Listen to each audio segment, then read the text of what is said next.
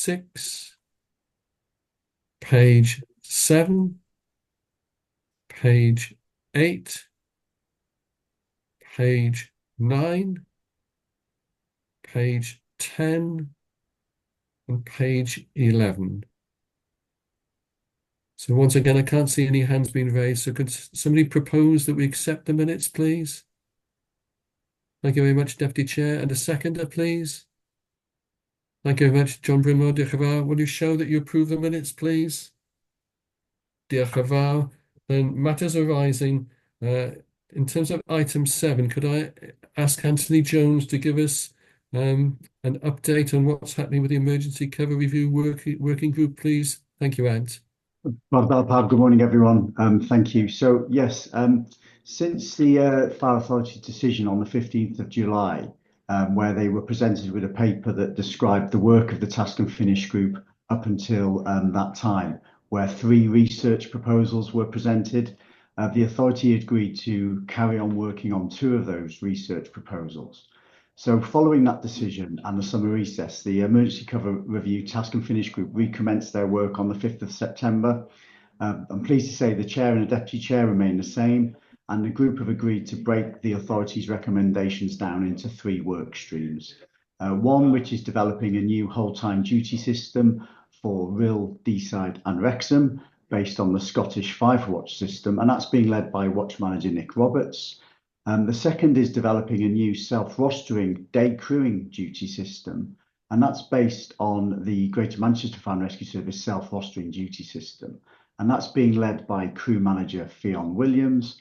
And the third piece of work is to further develop the SWOT analysis presented by the Task and Finish group to the Fire Authority Working Group on the implementation of riding 4s across all whole-time duty system teams. And this is being led by Watch Manager Tom Weston. So the group are pleased to say the group are really getting to task now. They've met on the 5th of September, the 2nd of October and the 9th of October, and are planning again to meet on the 11th of November. And we would hope to be bringing some outcomes of that work to the authority in the new year. That's great. Thank you very much for that update, Ant. I can't see any other matters arising from the minutes unless anybody has got something that they wanted to raise or comment on. No. In that case, we'll move on to item number 7, which is a verbal update from the Chief. Thank you, Chief. Diolch. Bore da, pawb. Yes, this is a verbal update covering a number of issues that have been in the news and that we've actually sent you links to in the past. So I suppose we'll start with probably the biggest implication for the fire and rescue sector, which was the publication of the Grenfell Tower Inquiry Report Part 2. And this was published on the 4th of September, some 7 years after the tragedy that claimed 72 lives. As I said, there are implications for the whole of the sector. But if I was to drill down to what we will need to focus on, it is probably around the collecting and sharing of risk information, because that was highly critical about the mechanisms that the London Fire Brigade dealt with that. Training control in mass call handling, which we do exercise, and training on simultaneous evacuation. Now, if I just explain what that is at the same time as fighting the fire in an organised manner, the public that are in the building are led to safety. Now, you might think that in North Wales, we don't have many high-rise buildings. We don't, but we do have our risk, which is care homes. So if you think a care home is basically a large building that's on its side with a number of residents who might have less capability when it comes to being able to self-evacuate, And if an incident happened in the middle of the night, then the chances are that there would be very minimum staffing in order to be able to help firefighters actually evacuate people. So this is a training that we need to work on. And we also have another item that has implications for training. So on the Tuesday, the 8th of October, the Chief Fire and Rescue Advisor and Inspector for Wales published a report following his inspection into firefighting techniques in South Wales Fire and Rescue Service. He is currently now reviewing firefighting techniques in Mid and West Wales Fire Service, and he will be coming into North Wales in January. Notwithstanding that, we know that his findings will be the same, because these would be the same across the whole of the UK. And his findings are that the techniques that are currently in use and that have been taught for the last 20 years are no longer appropriate. Now, the reason that this is the case is that homes are now better insulated. We have double glazing now. And the kind of furniture and IT equipment that are in homes are far more flammable and burn at a much higher temperature than the kind of furniture that we had maybe 20 years ago. So in his report, he says that the techniques that are currently being taught and used are backed up by research from the USA and the Netherlands, is actually inappropriate. It's inappropriate, and at times could actually be dangerous to firefighters. So his recommendations, and this is being taken on board across the whole of the UK and is now in the new national operation guidance, is that old techniques need to be unlearnt and new techniques learnt. Now, for South Wales, their training centre is 20 years old. But even so, that will need to be redesigned and remodeled. Our training centre is nearly 50 years old and it can't be remodeled, hence the agenda item that is on later on in this meeting. The third item is on Monday, the 7th of October. There was a social partnership forum chaired by the new Cabinet Minister for Housing and Local Government, Jane Bryant, and she is the new Minister for Fire. The focus of that meeting was the emergency cover availability in rural areas. So she is very much aware of our emergency cover review and also the one that's been undertaken in Mid and West Wales Fire Service, and they are about to go out to consultation on their emergency cover review. I think it's really important that the Minister is cited and knows what the challenges are.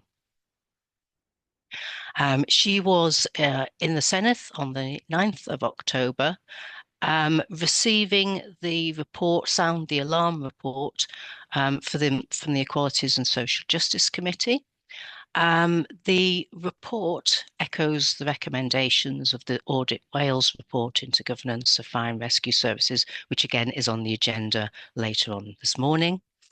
And in the response, the Minister said that she would be going out to consultation in the new year on a proposed governance model for all 3 fire and rescue services in Wales, and with the intention that it could be up and running, at least in a shadow form, within 12 months. If this is the case, then this could actually be the last North Wales Fire and Rescue Authority. And with that in mind, can I ask you to make decisions for firefighters and for firefighting and rescue services within North Wales for the long term? I'm happy to take any questions or comments, Chair, before I make my last announcement, just if there's anything that anybody would like to pick up from those issues. Thank you, Chief, and members will note that there's a lot that's happening in this arena at the moment. Any questions or comments for the Chief, please? I can't see any hands being raised. Councillor Cunningham. has Oh, raised his hand. yeah. Paul, do you want to come in? Yes, Chair. Just going on with what the Chief said about the report into the way that the fires or how firefighters need to be untrained and then retrained. And she talked about the ages of the training centre in South Wales and our own training centre. Now is the ideal opportunity to work together with with Dan Stevens to provide in the future the best training facilities that we can offer for the firefighters of North Wales. And thank you, Chief, for that report. It it goes back a long way from when I was a young firefighter, Chief, and I don't want to go on about it, but times have changed, and we've got to go to the future, and we've got to give our firefighters the best chances of fighting fires and also at the same time protecting themselves. Thank you, Chair. Thank you for that, Paul. There's no Diolch. other hands raised, so back to you, Chief. Diolch. Okay, thank you. Lastly, I am sad to inform you that the Deputy Chief Fire Officer, Stuart Forshaw, has decided to retire at the end of December. I needn't say that, but he will be a great loss to the team. And I want to put on record my appreciation of his hard work, his energy and commitment to moving the culture of this service forward, to asking the questions that needed to be asked around the deployment of resources and the improvement in training and training facilities. And also his instant energy in chairing so many internal meetings, which have helped move forward this service. I really want to pass my thanks on to everything that Stuart has achieved and wish him very well for the future. Thank you, Chief. Yes, it's sad news indeed. And on behalf of all the authority members, I'd like to echo your comments. We've really valued very highly Stuart's contribution and work whilst he's been here within North Wales, and obviously wish him all the best for the future. And Stuart, one thing I would encourage you, never forget the Welsh connection that you've established here. Make sure now that you support Wales as your second team and sing Hen Lad Fy Nhadau as you've learnt on your Welsh clappers, I'm sure. Uh, I don't know if you want to say anything, Stuart. Diolch yn fawr, Caderiff. Thank you, Chair, for the kind words and also to the Chief. I'll keep it brief, only that it has been a real honour and a privilege to be Deputy Chief Fire Officer in North Wales Fire and Rescue Service. And I think from when I arrived to where we are now, you know, as the Chief's just described, there's so much happening in fire sector which is relevant to us here in North Wales. And I know that the great work by the team that supports the Chief will continue into the future. So, diolch yn fawr. Thank you very much. Dear Stuart. So going back to the agenda, so the next item is Item 8, the Chair's report. So you've had a written report outlining the activities that myself and the Deputy Chair have been involved in the last quarter. I don't know if there's any questions or comments on the report from anybody. Can't see any hands being raised, so that report is just for noting.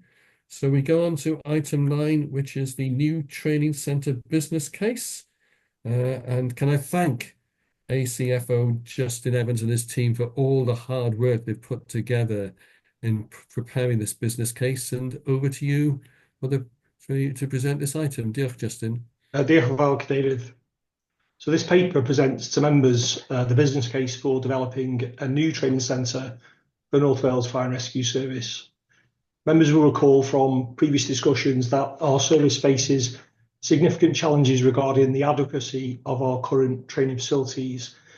Our facilities are spread across multiple locations, and they not only impose operational inefficiencies, but they fail to meet the evolving training needs and the safety standards required by a modern fire and rescue service.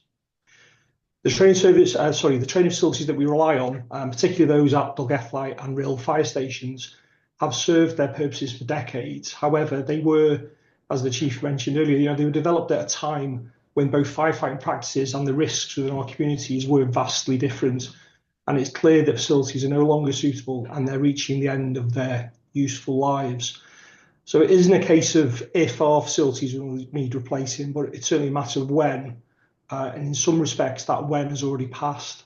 Some of you who have visited our facilities were shocked by what you saw, and you were surprised when we described Dolgellau as our primary training centre, and you were surprised by the lack of basic facilities and the limited provision that we have to train our firefighters, given the nature of their risk-critical roles. So Dolgellau, for example, it's not a dedicated training centre. It is effectively a fire station with an on-site training building where we can light fires, and it's the only facility of its kind in our entire estate. And as the chief said, that facility is nearly 50 years old, and the fires of 1974 are not the fires of 2024. And whilst we've made some essential upgrades at the site, including installing some temporary porta cabins to provide basic washing amenities for contaminant control, the facility falls far short of what could reasonably be expected in a modern service. The site's also flood prone. That presents both environmental and operational risks, and I've included some pictures within the business case which show the impacts of the floodwater upon the site when we experience severe weather. We've also faced complaints regarding the environmental impacts, including the smoke from our training exercises. We have no way of containing it, and the complaints on occasion have been escalated to Welsh Government. We're now seeing changes to, environmental legislation, and there's a very real risk that our breathing apparatus training facility there could be taken out of service altogether, and this would severely hinder our ability to deliver mandatory training. Now, the authority is required to secure the provision of training under the Fire and Rescue Services Act 2004, and this duty requires the authority to make provision for training to deal with fires, road traffic collisions and other emergencies, and we can't ignore that duty. If the service is unable to provide adequate training, this puts the service, and by extension the authority, at risk of non-compliance, which could have severe consequences in the event of a serious incident or public inquiry. Now, the health and safety of our firefighters, it's not limited to the obvious physical dangers of incidents. There's growing evidence that links certain cancers to firefighting, largely due to the exposure of fire contaminants. And our current facilities are barely adequate and are poorly equipped to manage that risk. Up until very recently, we relied upon communal changing and showering areas, which puts staff at the unenviable position of having to choose between their dignity or their health. So whilst we've installed temporary solutions, such as the porta cabins that I've mentioned, these facilities are temporary, exactly that. They're a fix which do not address the long-term well-being of our workforce. So following previous direction and decisions by members, we've worked in developing this business case to address the challenges that I've outlined. In developing this business case, we've set out 4 fully costed options for the future of our training facilities. These options have been developed with the support of subject matter experts and alongside staff and staff representatives. These options have been presented at the Authority Executive Panel, at the Training Centre Members Working Group, at the Budget Scrutiny Committee, and to representative bodies at our Joint Consultation and Negotiation Committee.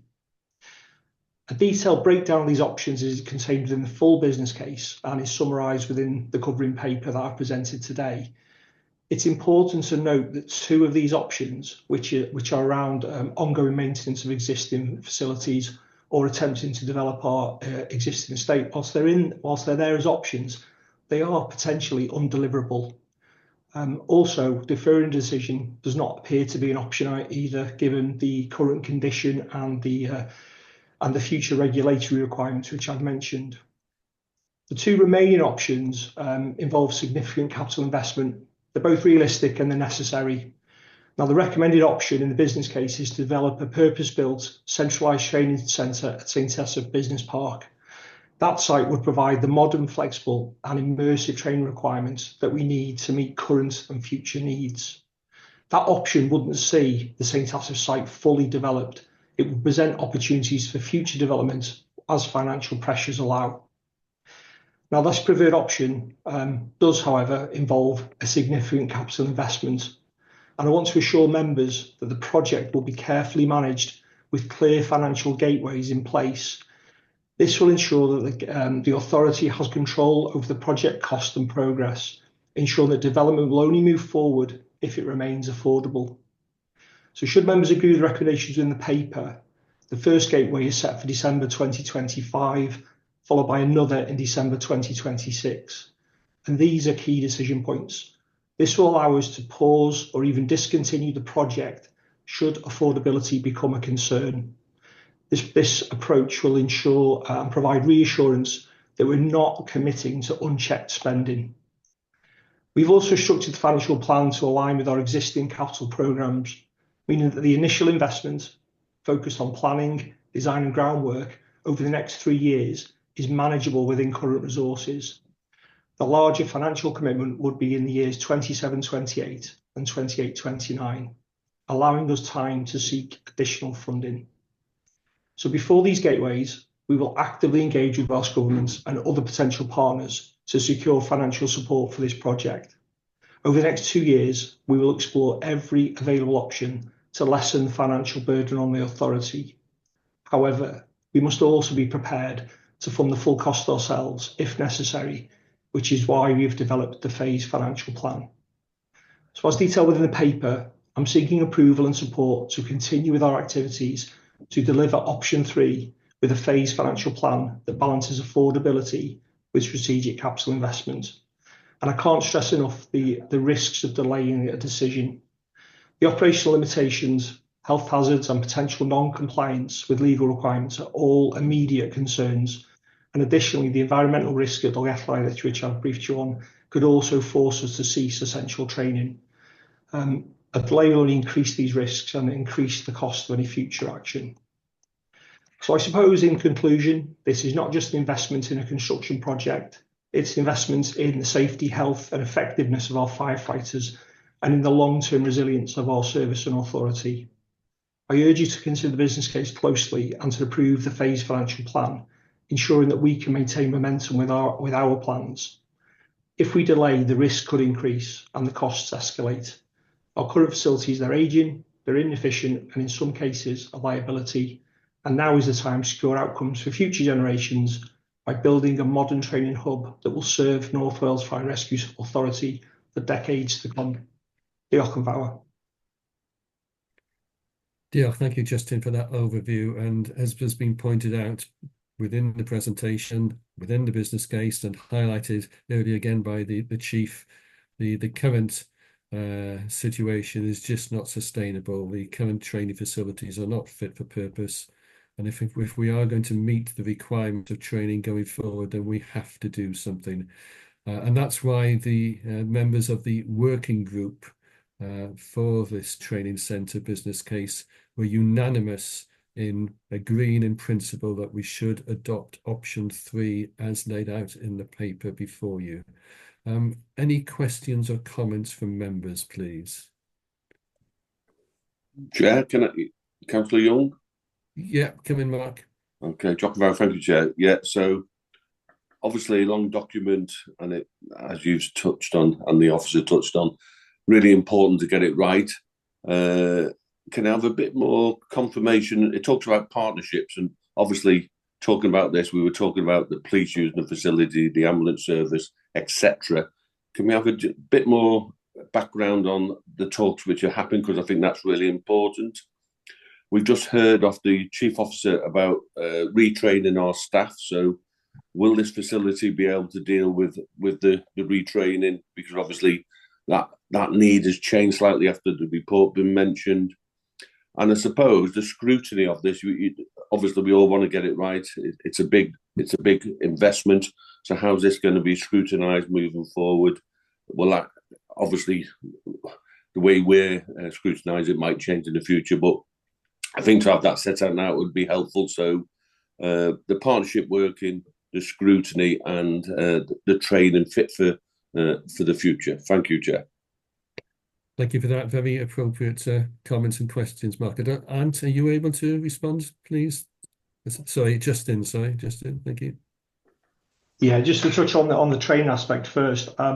We were minded of, bearing in mind that we've been developing this business case over a long period of time, we were aware that the ways that firefighters are being trained are changing. Obviously the work of the Chief Fire and Rescue Advisor has come during the period of our development of this business case, but we have adapted it and we have considered the designs within the centre. So there will be the ability to train different techniques and different firefighting tactics, which we currently can't train within our existing facilities. So, and give assurance to members that that will be considered. In terms of the development of the site itself, what it does, it gives us a feasibility of a project. There is still, this is not a final design. There are still opportunities to tweak the design and change design to meet our needs.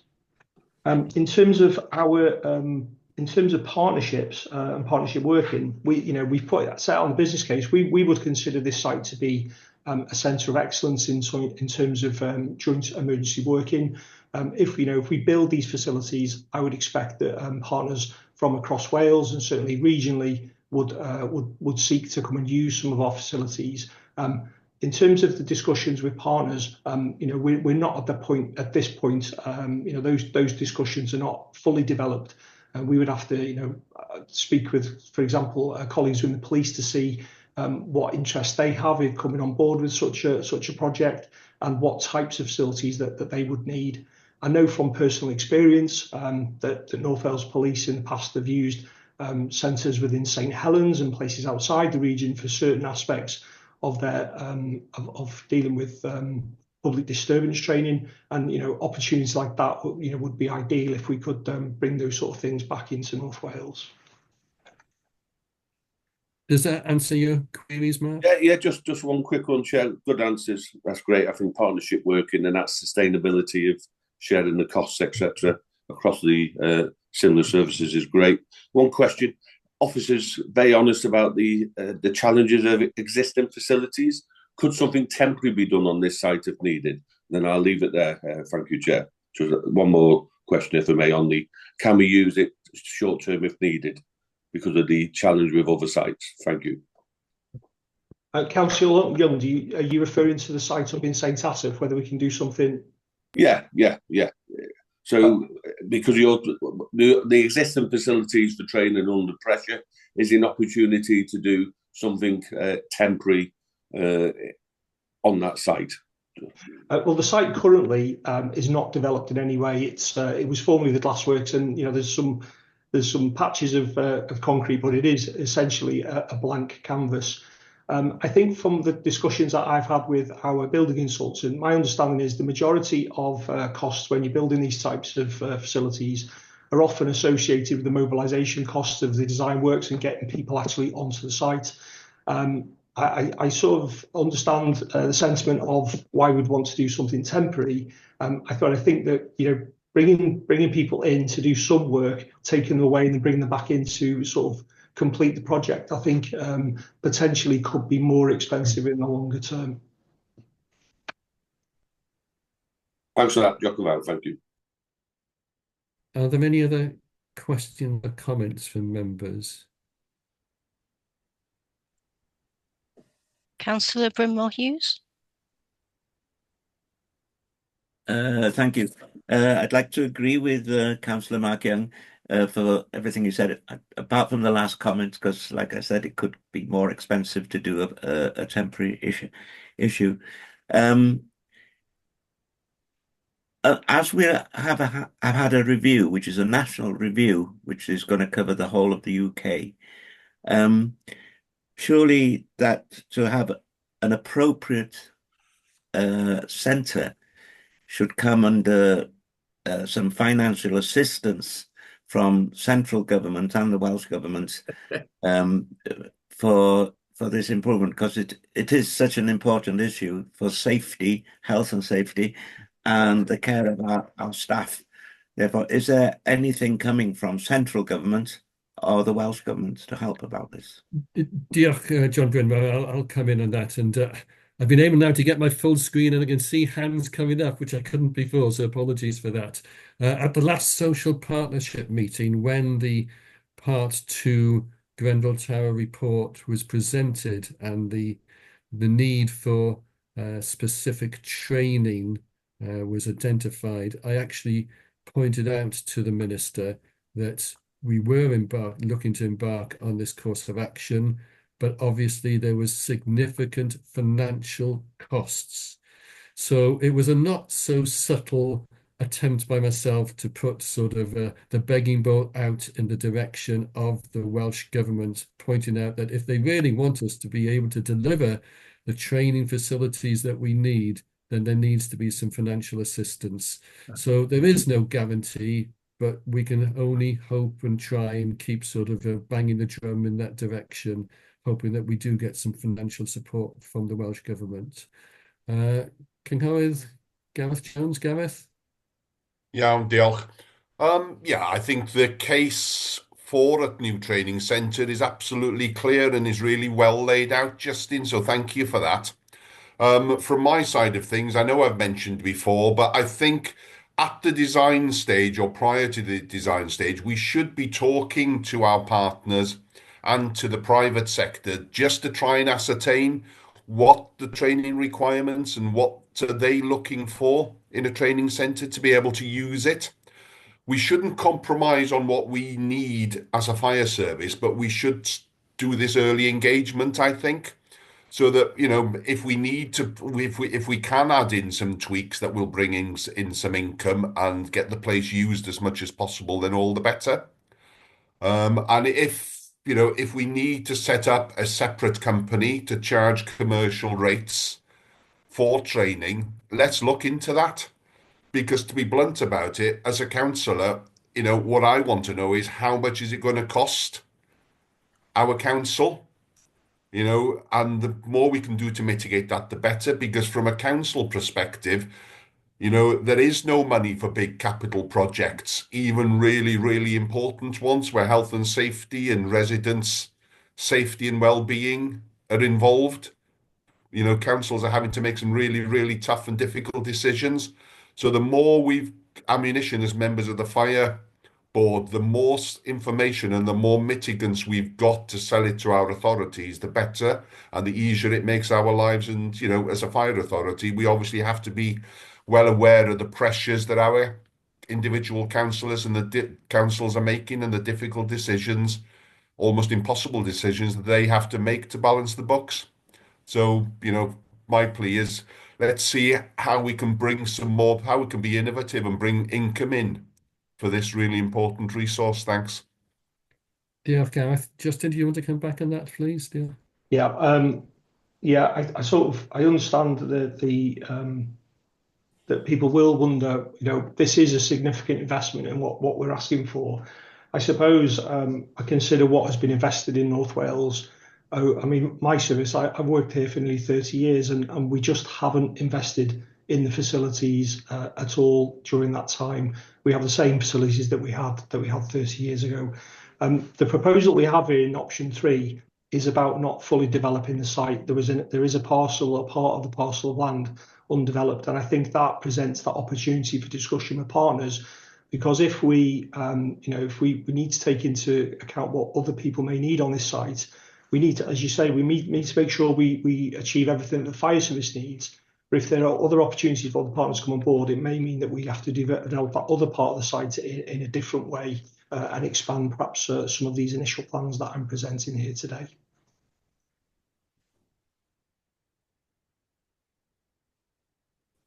Diolch, Justin. Cynghorydd Johnny Van Jones. Thank you very much. Thank you very much for the report. It's a very comprehensive report, obviously. My question was just going to be quickly about the sentence that says that there's a duty to reach net zero by 2030. And obviously, the new training facility isn't off the ground, where, as we've just discussed, it's a complete blank canvas. Having a duty to reach that target by 2030, but not spending on retrofitting low carbon systems in other stations. Do you feel, I know it's hard to pluck a time out of the air where this facility is up and running, but do you feel that in the next few years of all the planning process that you will have to retrofit things to other stations to reach targets? Thank you. In terms of our other training facilities or stations more generally, Councillor Jones? Training facilities, including Dolgellau, obviously. There will be, I mean, all of our other training facilities are on sites which are occupied as fire stations during the day. So we will be looking at our carbon neutrality at all those sites in any case. So, for example, at Rill, I mean, I brought a paper. There's another paper on the agenda today around the decarbonisation of our heating systems. So there will be some work that we are going to be undertaking alongside.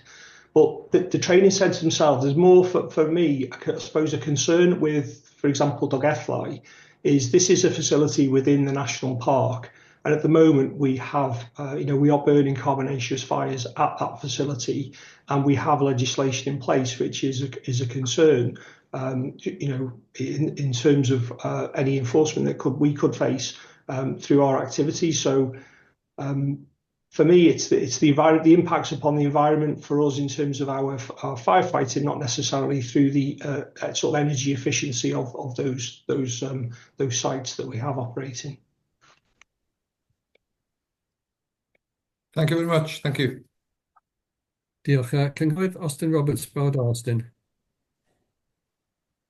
Bore da, Mr Cadeirydd, ac ymddiheiriadau am ymuno yn hwyr, ond tydw i a technoleg modern ddim yn medru cydweithio yn aml iawn.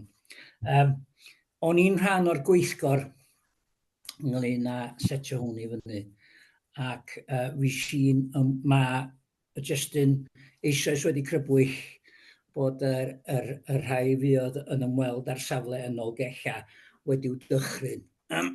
Ac mi o'n i, ges i'n synnu pa mor gyntefig oedd o. Wch chi, da ni byw mewn oes modern a mae pethau wedi newid, ond oedd o'n amlwg i mi nad o pethau a'r sefyllfa yn Dolgellau ddim wedi newid ers rhai blynyddoedd. Dwi'n meddwl bod o'n bwysig bod ni'n rhoi yr adnoddau gorau a'r cefnogaeth gorau i ein gweithwyr tân ni. Wedi'r cyfan, maen nhw'n rhoi i'w bywydau ar y lein i ni yn ei gwaith. Dwi'n dallt y sefyllfa o gost ac dwi'n cytuno 100% efo be dydodd y cynghorydd Gareth Jones. Mae hyn yn mynd i fod yn anodd iawn i'w ariannu os ydych chi'n dibynnu ar yr awdurdodau lleol. Cos fel y gwyddom ni, a dwi'n gwybod bod y sefyllfa yng Nghonwy yn drwg, ond dwi hefyd yn ymwybodol bod y sefyllfa yr un mor cyndrwg yn yr awdurdodau lleol eraill yng Ngogledd Cymru, sef Sir Ddinbach, Sir Fflint, Wrecsam, ac Ynys Môn a Gwynedd. Felly dwi'n cytuno efo Gareth, mae rhaid ni edrych i weld os fydden ni'n gwneud siŵr bod yr adnoddau yn mynd i ddenu gwasanaethau eraill i'w defnyddio nhw ac yn y blaen. Ac dwi yn meddwl bod o'n bwysig iawn y bod ni'n rhoi pwysau mawr ar rheini lawr yn Mae Caerdydd a rheini yn San Steffan i ariannu'r peth yma. Wedi'r cyfan ar ddiwedd y dydd, mae hwn, dwi'n gwybod mae gwasanaethu Gogledd Cymru, mae'n gwasanaeth tân ni, ond mae'r gwasanaeth tân yn gwasanaethu y pedair wlad yn uniongyrchol. Felly mae'n bwysig bod yr llywodraethau cenedlaethol yn ariannu hyn. Diolch yn fawr. Diolch yn fawr, Austin. Ond dwi'n effaith cymnogol. Diolch yn fawr. A gael ei gwahodd y trysorydd, Mr Dafydd Edwards, dod i fewn. Diolch Dafydd. Ie, jyst gwrando ar nifer o aelodau Austin yma na Gareth gynt a John Brynmore yn sôn am drio cael arian o'r Llywodraeth a ballu, ac sicr mae hwnna'n rhywbeth fydd rhaid i ni fel awdurdod fynd ar ei ôl o. Mae'n anodd iawn cael y fath arian ar gyfer prosiectau cyfalaf ar hyn o bryd, ond da ni 'di llwyddo o blaen efo pethau fel yr adeilad ar ben y Wyddfa. Nath y parc adag ynny gael swmp o'r arian gen Llywodraeth Bae Caerdydd. Dwi'n meddwl gawn ni unrhyw randawiad gen Llywodraeth San Steffan, yr atab fydd it's a devolved matter. Ond fe rhaid ni weithio, fe rhaid ni wneud rhyw fath o charm offensif ar y Llywodraeth ac defnyddio aelodau lleol yn y gogledd yma o'r Senedd, swn i'n awgrymu, trio unwaith mae gennym ni becyn ariannu, fedrwn ni rannu efo nhw at ei gilydd, rhannu hwnnw, a rhoi gwahoddiad i rei aelodau lleol i ddod i weld yr adnoddau hyfforddus gennym ni rwan, a cael cyfle i egluro wyneb yn wyneb be ydy'r angen i'r dyfodol.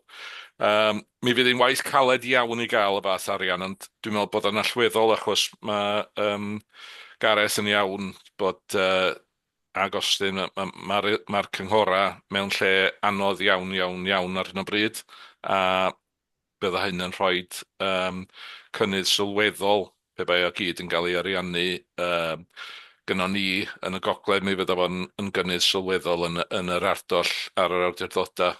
Felly mae yna ddipyn o waith i wneud i symud ymlaen efo'r Llywodraeth yng Nghymru ar hyn. Diolch, Cadeirydd.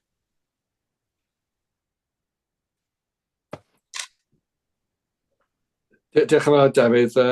I just had to go onto the iPad because I'm having connection difficulties.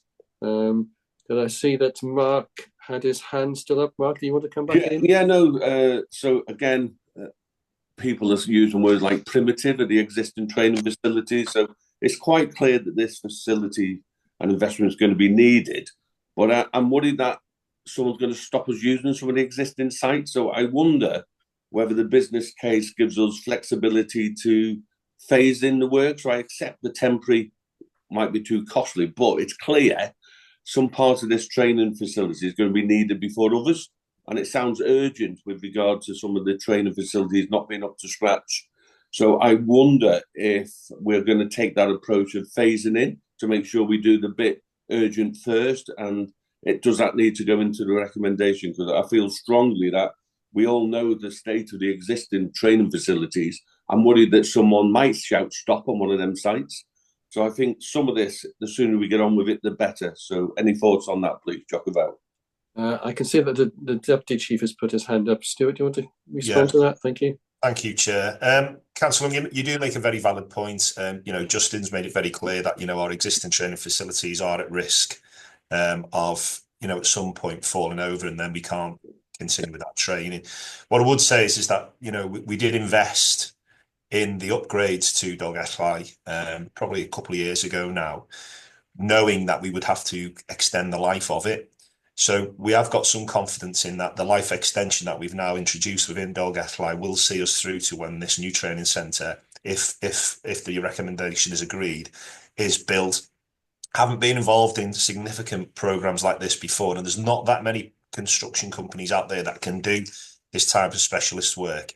We could have a conversation with them around prioritising the firehouse initially, allowing us then access to that part of the site while they continue to develop the other areas of the site. So that's certainly something that we could build into the project through conversations with whoever the appointed contractor will be, as I say, if approved. So that's noted, Councillor Young, and I'm certain that there's some work we could do around that. Okay, Achub, thank you, Chair, and I'll be supporting this when required. Achub, thank you. Thank you, Mark. There's a number of hands that are up. I'll just take them in order as I see them on the screen. Next, Councillor Brian Apsley. Good morning, Brian. Good morning, Chair. Thanks for allowing me to speak. I would agree with some of the comments that Councillor Gareth Jones made. I'm concerned that I think in the presentation it said that the first stage of decision making would come in September of 25, and where there was a position where we could pause or indeed stop. I'm not an accountant, but I would have thought that there was an extra cost involved in pausing or stopping because of the work that's already been done by informing this report. we're gambling on finance. I fully support the theory of we have to have new training facilities because of the circumstances with Dolgellau, Rill, Wrexham, etc. If we have to pause or whatever, there's no doubt that local authorities are in difficulties, major difficulties, aren't there? Where is our backstop with finance if we don't get what we would like from government? We don't like what we get from any partnership. What is our backstop? And if we do come to the situation of pausing or stopping, there's got to be a financial cost to that situation. So, is there a way that we can get our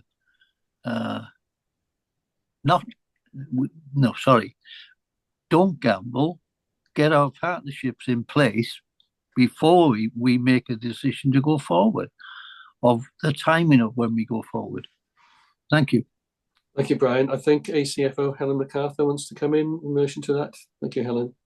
Thank you, Chair, and thank you, Councillor.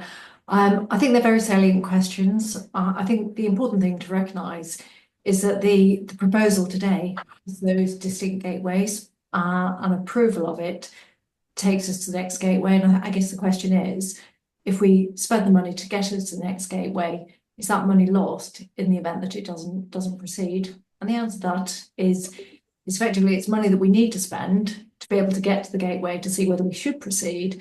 But actually the detailed planning is not wasted. So even if we don't proceed at that time, we have the plans that can therefore progress. I think it's very difficult without those detailed plans and without having undertaken all of the work on the site to be able to engage fully with partners. So it's a very difficult do nothing. It's very hard to go to partners with something at the moment because it's not fully developed. But we need to spend the money to get to a position where we've fully developed it so that we can properly engage with partners.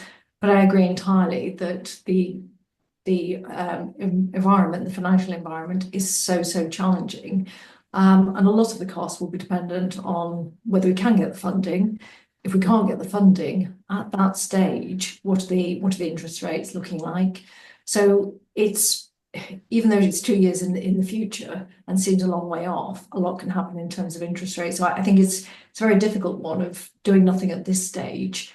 I don't know how we would move it forward because I just don't think we'd be in a position to fully engage with partners without actually spending the money we need to start our detailed planning.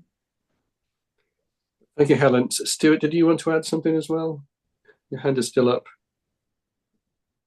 Yes, thank you, Chair. It's just regarding the conversation around additional funding from partners. I think there's got to be an appreciation that our partners, certainly in the emergency service sector, are also experiencing the same, if not similar, financial difficulties than we do in the fire and rescue service. So, though I have had conversations initially with the Deputy Chief Constable around any partnerships that can be made, they are very early conversations. And I think, the whole thing supporting the business case, which Justin's presented today, is to make sure that our needs as a fire and rescue service are satisfied, to make sure that we train our firefighters to maintain their safety for the future. Clearly, any additional partnership working that can be introduced, we will no doubt be looking to introduce those. But I think that the benefit of partners coming in when the facility is built will help with the ongoing revenue costs that we may experience, and not actually the capital outlay at the start, though we will clearly have conversations if that is available.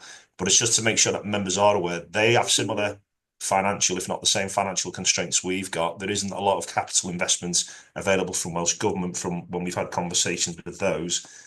It's around the ongoing revenue I think that there is opportunity then to bring people in, to bring external partners in, to bring other fire and rescue services in to train their firefighters in what will be a brand new facility that will meet the new national operational guidance, because we'll build the props that can deliver those courses that other fire and rescue services may not have. So I just wanted to pick up that point really, that, you know, it is noted that you know, the members do want us to look at partnership working where we can. But I believe that the gain there is the ongoing revenue once the facility is built. Thank you, Stuart. Councillor Gareth Sandilands. Good morning, Gareth. Good morning. Yeah, mine's around the communications and financial project management. This has really come at a bad time for everybody asking for more money when the money's simply not there. So I'm glad you've looked at a sustainable future for the fire service and not gone for you've gone for a Volvo rather than a Porsche, let me tell you. You know, this is not a vanity project by far, but this is out of need and necessity, and we need to look at it now and not in 3 years' time. So I'd like to fully support it, and I'd formally like to propose it now. But just a few questions. You mentioned about partnership working. I think when we're approaching with the Welsh Government, certainly, and central government, if there's a case to be made, it needs to be made under the auspices of collaboration with other services. It's not about that costing them more, but it's about saving everybody more in the public sector. And that is what we must push across. Certainly, this is a national project of a scale that is deemed to receive money, and I think we need to make that quite clear. Just going back to communication with the authority, I think this should be a standard item on every committee meeting we have from here. Progress needs to be made, and not, oh well, we haven't made any progress this month. Actually, I would insist that we do make every progress every month. So I'd just like to stress that importance to it and the financial project management, because we've all seen projects in the public sector which have grown exponentially and substantially more than originally agreed. So I just want to have some reassurance, if you like, that we'll be pretty much on top of it, because in this current environment, we don't have any wiggle room with the estimates. So I'd like to have some reassurance really on the financial project management, and also the communications, which will go to everybody. Thank you. Thank you, Gareth, for those comments. Justin, do you want to respond? Thank you. Yeah, I wholeheartedly agree with you, Councillor Sandilands. I think we do need to make sure that we maintain momentum with the project, and by doing so, by reporting back to members, provide that assurance and reassurance that things are moving in the right direction. Thank you. Councillor Rondo Roberts. Good morning, Rondo. Hello, good morning, everyone. Yeah, thank you, Chair. I don't want to be pouring cold water on this, but expecting the local authorities in North Wales, who are severely under pressure financially, and the outlook over the next 2 years, as explained by many councillors discussed previously. Why have we let the training facilities slip over the last 50 years? Why hasn't there been a continuation of improvements that we're not in this position where we are now? And secondly, relying on partnership to sort of share the costs to move forward with a new facility. Where is the nearest facility, a facility that is acceptable for the training needs, that we can share until the financial climate is a little bit more clearer in the next 3 to 5 years, maybe? To, you know, if we've waited 50 years and the facilities are so poor, surely small investment into those facilities now until we can see a clearer picture financially, and not take the gamble where we are now, or possibly going to be doing in the next 2 to 3 years. Thank you. I think the Chief wants to come in now. Thank you, Chief. Yes, probably my long history with North Wales Fire and Rescue Service comes to the fore. So some 10 years ago, we proposed that we needed a new training centre. And at that point in time, I suppose we were looking with the police at the Dolgellau site, because they needed a new police station down there. In the end, we recognised that the site was not appropriate, and the police went ahead and built their own station there. It's We have spent time investing in stations, but this was always going to be a major project. And I guess for that purpose, there was always a rationale during austerity why not to bring that forward as a project to the Fire Authority. We have got to the point now where we cannot wait any longer. We should have started this 10 years ago. The fact that we are now supported by the Fire and Rescue Advisor, and he's very, very clear in both his thematic review into training that North Wales needs a new centre and it needs to be more accessible. And now in his latest review, where he's talking about the type of facility that's required, which is different to what other fire and rescue services currently have, means that there is no time like the present to get on with this. So that's the reason why we haven't done it before. It is unfortunate because of that, but interest rates probably would have facilitated it if we'd started sooner. But waiting for them to drop again is just too long. We have to get on with this project. Thank you, Chair. Thank you, Chief. Rondo, did you want to come back, or are you happy for us to move on? Yeah, thank you, Chair. Yeah, I appreciate what the Chief said, but in relation to the one question I haven't had answered is, where is the nearest facility that we could share, North Wales could share?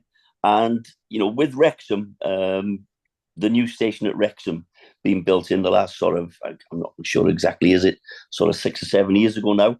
Why, is it an oversight that they never made that facility into a training centre as well as housing the Wrexham fire station and ambulance station in there? Thank you. And could that be adapted at a cheaper cost?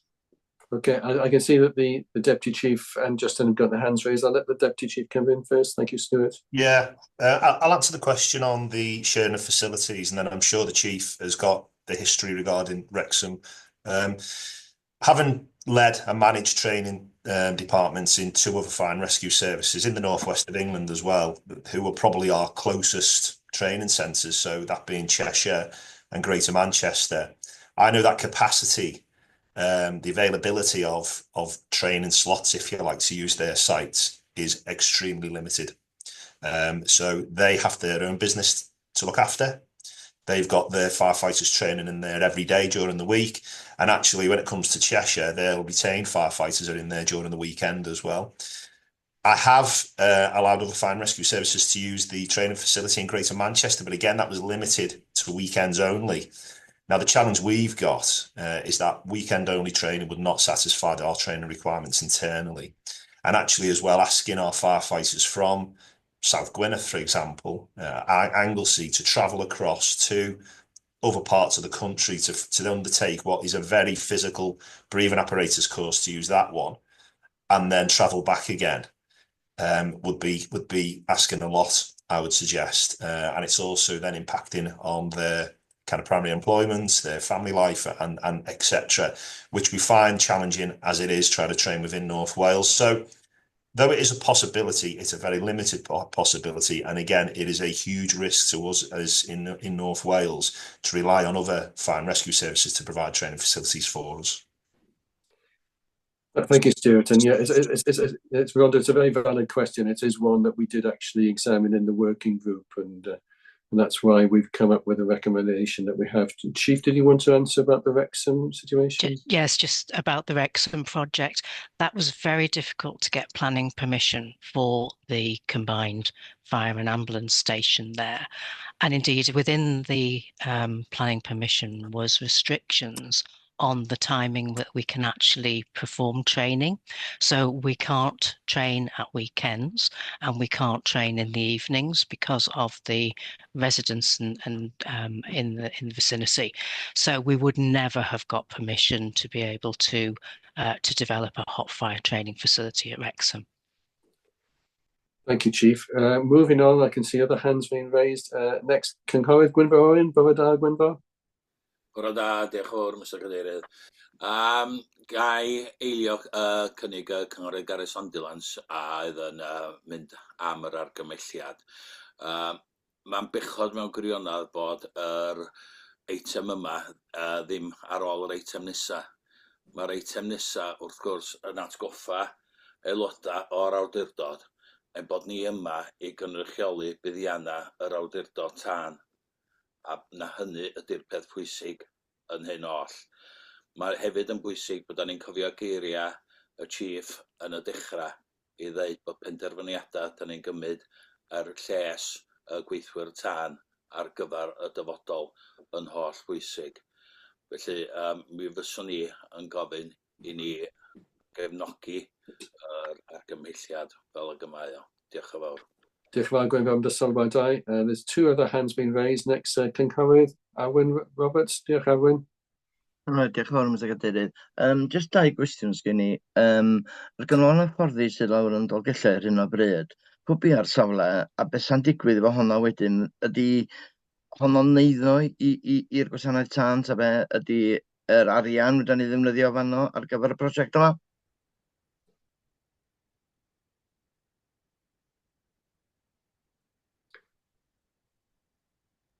Justin, do you want to? Yeah, sorry. That site, the site at Dolgellau is our facility. We would still, we would be looking to operate, I believe, on potentially a hub and spoke model. So there would be still a requirement for some training facilities nearby.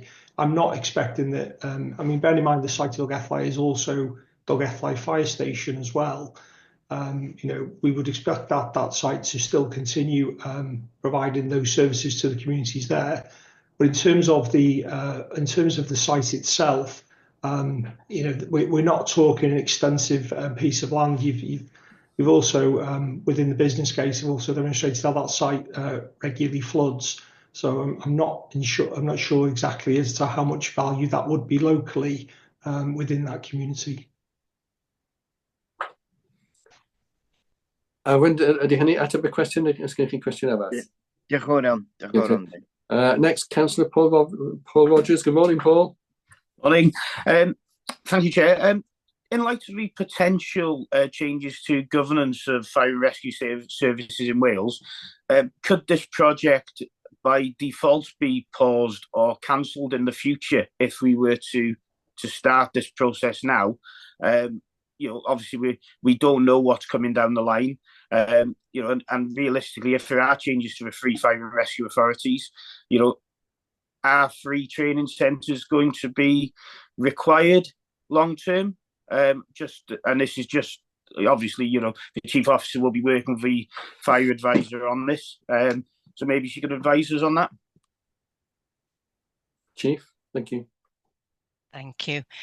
Yes, there will be a need for at least 3 training centres across Wales. If you think of the size of Wales, in the Fire Advisor's thematic review into training, he recommended that firefighters shouldn't have to travel for more than an hour before they are at a facility because of the strenuous nature of the breathing apparatus training throughout the day. So that's why we are looking to try and make this site more accessible to our firefighters. But thank you for asking the question. Paul, did you have another question? Are you happy with that answer now? That's great. Thank you, Chair. Thank you. Croeso nôl i John Ifan. Os gyda chi cwestiwn arall, John Ifan? Ie, mae'n ddrwg gen I mi nath Zoom yn llechio fi allan am 10 munud, chwarter awr. Dwi'n ôl rwan, dwi'n gwybod beth ddigwyddodd. O'n i jyst yn ofyn yn sydyn, dwi'n gwybod mae'r agenda'n hir, ond un o'r prif risgiau mi ddech chi'n dweud yn yr adroddiad ydy'r broses cynllunio fel mae o efo bob dim. A ymddiheuriadau os ydy hyn wedi cael ei drafod yn barod tra do'n i ddim yna. Ond be ydych chi wedi cael cyngor yn barod ar be ydy'r heriau mwyaf o'r rhan y cais cynllunio ydych chi'n mynd i wynebu efo hyn? The simple answer, I think, is newts, is it, Justin? Yeah, I think newts are an issue there for us. In terms of in the report where we talk about a lot of the real challenges around planning, I think the biggest challenges around potentially option 2 about developing our existing sites. We really think that if we were to if we were to consider some of the other options about developing, for example, Rail or Dogethly any further, that we just think it'd be incredibly unlikely that we would achieve planning on the existing sites. And that was what in my briefing earlier when I said, we think that those other options are largely undeliverable. Planning is probably the reason why those are undeliverable, just because we just don't think that we would achieve it. In terms of the site at St Asaph, we have done some work around sort of making some inquiries about the sort of appetite for planning. I think we have confidence around the site at St Asaph, as much as the site was originally specified as a sort of for technical sciences. The purpose that we have got outlined for that site does seem to be, sort of favoured, and we're confident we could achieve planning on the St Asaph site.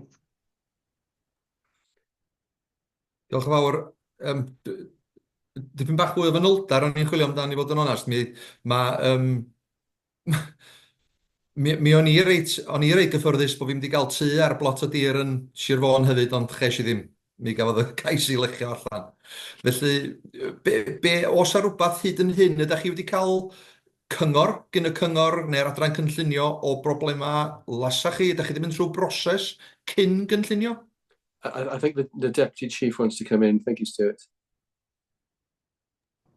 We haven't gone through a full. We obviously haven't started our planning process yet, but we have been in touch with planning teams. We have had a planning consultant working on our behalf to have those communications to sort of set out what our intended use of the site is. So we've had. I say until we go through that full planning process and we go through that sort of public consultation, we don't know if we can secure full planning there, but we've taken steps to express what we are intending to use the site for. And as I say, I probably can't go any further to say that that has been received in a fairly positive way. I can see that the Deputy Chief wants to come in, Stuart. Yeah, I just want to reassure Councillor Jones and members as well that to get us to the stage that we're at now, to be able to present you with the business case, an awful lot of work has been completed over the past probably year and a half, specifically around the site. And members will remember that when we brought the paper to the Fire Authority asking for permission to purchase the land, a lot of work, a lot of due diligence had gone into was that land suitable for building what we were proposing to build at that time. So, land investigations and contamination investigations, both underground as well, on top of the ground. The ecology surveys that were completed that identified the new mediation work that we're going to have to do over the next 12 months was identified. And also, as Justin quite rightly said, we've had lots of conversations with Derbyshire County Council's planning team, who have been involved with us all through that process, to give us some confidence that, yes, that we would get planning permission. Clearly, we couldn't put the pre-planning application in because we want to come to you first to be able to ask, permission to then go ahead with the next phase. So the next 12 months will include that planning application phase, as well as the nuke mitigation, which then we will clearly have an answer to. But as Justin said, all the kind of the correspondence that we've had with the planning department and the planning office in Derbyshire County Council has been positively received. That's not to say that the risk that isn't there, that it could be rejected. Clearly it could be, but we wouldn't have brought the business case to you if we felt that it was a great risk. And likewise, we wouldn't have brought the previous paper asking to purchase the land if we thought it was a real great risk. So yeah, that's why I just want to make it clear, to give you some reassurance. There's a lot of work to get that's taking place to get us to this stage. Thank you, Stuart. And I'm going to give the last opportunity to speak on this item to Councillor Mark Young. Mark? It was just, you've gone into planning, and as chair of planning of Derbyshire County Council, I just want it noted, I didn't take part of that. I didn't talk about news or anything else. So if you can just note that, I'd feel better. Thank you. Right, so we've had a proposer and we've had a... Sorry, Chair, can I just declare an interest as a member of the Planning Authority too, please, before we go? And I haven't taken any part in any planning discussion with you. Yes, thank you. Anybody else need to sort of register that interest? No, okay. So can I sort of remind members of what the actual recommendation is, which I'm going to read out. It is recommended that we approve in principle the development of a new centralised training centre, i.e. option 3, commit to maintaining momentum in the development of the proposals with a focus on affordability and sustainable financing options, authorise the Chief Fire Officer to pursue capital financing options, including self-funding, Welsh Government support, income generation, or collaborative opportunities with partners, delegate authority to the Chief Fire Officer to proceed with the next steps in the project. Will you show if you approve the recommendations it stands, please? Thank you very much. That is overwhelmingly passed. Thank you everybody for their contribution. So we go on to the next item of the agenda, which is the governance of FRAs by Audit Wales. And you will see the report that's been circulated, which is for noting. Now, I'm not sure that more members from Audit Wales have joined the meeting since I spoke to a couple earlier. I don't know if there's any members of Audit Wales who are present who want to actually speak to this item. But that Gareth, Eros Leg, I'll speak to this item if that's okay. That's, yeah, diolch yn fawr Eros, croeso. Ffwrdd â chi. Diolch Cadeirydd, bore da, aelod da. So the report we have before members today, it's the result of the national review that we undertook, looking at the governance model across the fire and rescue sector in Wales. The report forms part of the Auditor General's programme of national studies in the local government sector, and it's actually the second stage of a two-part review, considering the governance of special purpose authorities. And for context, there are 6 special purpose authorities in Wales. The first part of our review looked at the national park authorities, and we published that report back in April. And this second stage report now that we published last month sets out the findings in the fire and rescue sector. In terms of what we looked at, we looked at 5 key elements as part of the review. So firstly, looking at the clarity of governance structures. We looked at the key functions and the responsibilities within those structures. We considered the governance culture. Fourth was looking at the infrastructure to support effective governance. And finally, we looked at the arrangements to review and strengthen the effectiveness of governance, both locally and nationally. So in terms of why we undertook this review, I guess that the fact that the Welsh Government had not taken forward this proposal to reform the governance of fire and rescue authorities, despite concluding in its white paper in 2018 that the governance arrangements across the sector were in need of reform. What was one reason? Secondly, I guess more broadly, the financial climate faced by the public sector, more generally, means that strong governance arrangements are especially important. And just to note as well, this was not a review undertaken in response to the Welsh Government's intervention in South Wales Fire and Rescue Authority, and it's got nothing to do with the culture reviews that are being carried out at the moment. So our review was scheduled before these changes were announced. In terms of the key messages, overall, we found that the governance model for fire and rescue authorities provides a clear framework for decision making. However, the model doesn't always ensure that those who are responsible for governing in these important bodies reflect the specialist nature of the work. There are 5 sections to the report. So the first part looks at, I guess, the roles and responsibilities within the governance structure. And we found that these are generally clearly set out, but the understanding of those roles is not always demonstrated in practice. The second part talks about the importance of community representation, or how the governance model recognises the importance of community representation. But that arrangements don't always reflect the specialist nature, again, of the functions, and the contribution of members is not typically evaluated. And in this section of the report, we talk about the skills and the knowledge of members, and the extent to which those reflect the specialist nature of the sector. I'll link to that as well, the training that is provided to members to help them undertake their roles as well. The third section in the report looks at the arrangements, I guess, to oversee members' compliance with codes of conduct, so things like standards committees. And from our evidence, we conclude in this section that members generally act in accordance with the expected values and behaviours. Fourth section looks at whistleblowing policies and how fire and rescue authorities have established policies and have got arrangements in place, and they're reviewing them, I guess, following the findings of the South Wales Fire and Rescue Authority culture review. And the final section of the report talks about reviewing the effectiveness of governance arrangements and how fire and rescue authorities do this, for example, through the annual governance statements review.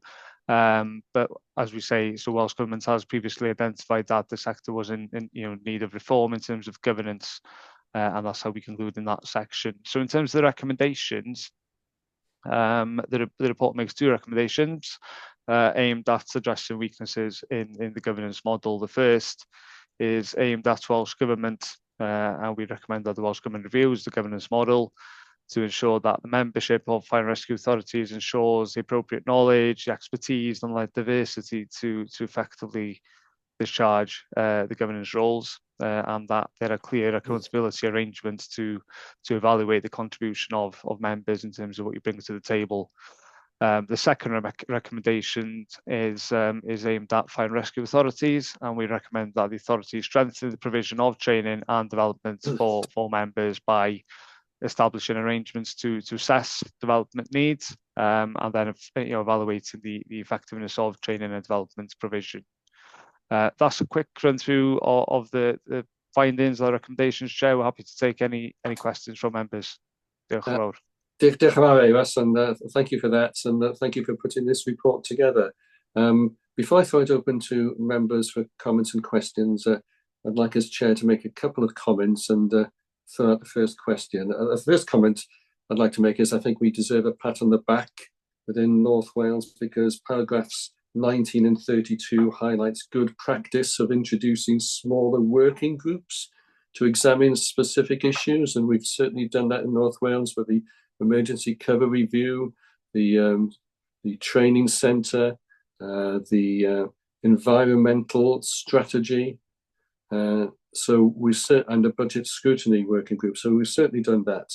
But I think I'd be failing in my role as chair if I said that we don't deserve a pat on the back when the report highlights the limited scrutiny and challenge during formal meetings.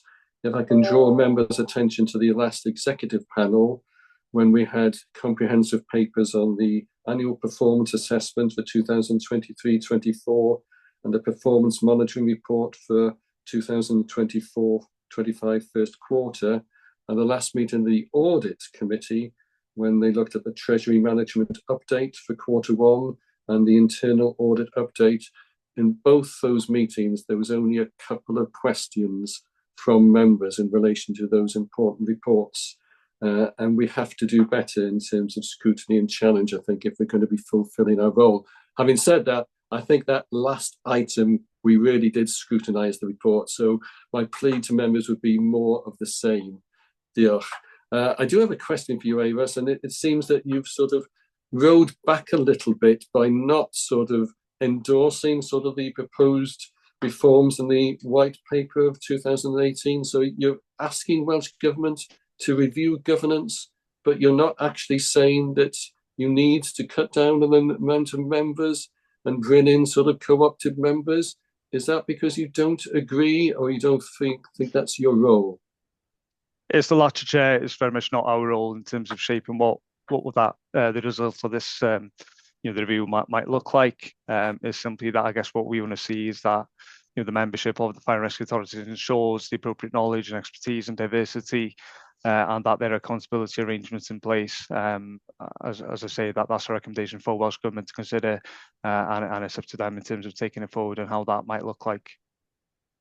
Okay, diolch. Before I throw it over to members, I can see that Gareth, as the monitoring officer and clerk, has put his hand up. Diolch, Gareth. Thank you, Chair. Chair, without disagreeing with any of the recommendations, I think, of course, in North Wales, we know that we provide very good induction for councillors, and we regularly provide training sessions for members. We accept, of course, that it's always possible to do more, and the WLGA provide a very good framework for assessing members' development needs, and I've been in touch with them following the second recommendation in order and in conversation with the chief. And we have some tentative plans in hand to develop a framework for assessing members' training needs and then for delivering those training needs for members. I mean, one of the things that is important also, I think, to bear in mind, and this is something that we do as a matter of good practice, although it's not required of us, is continuity of membership.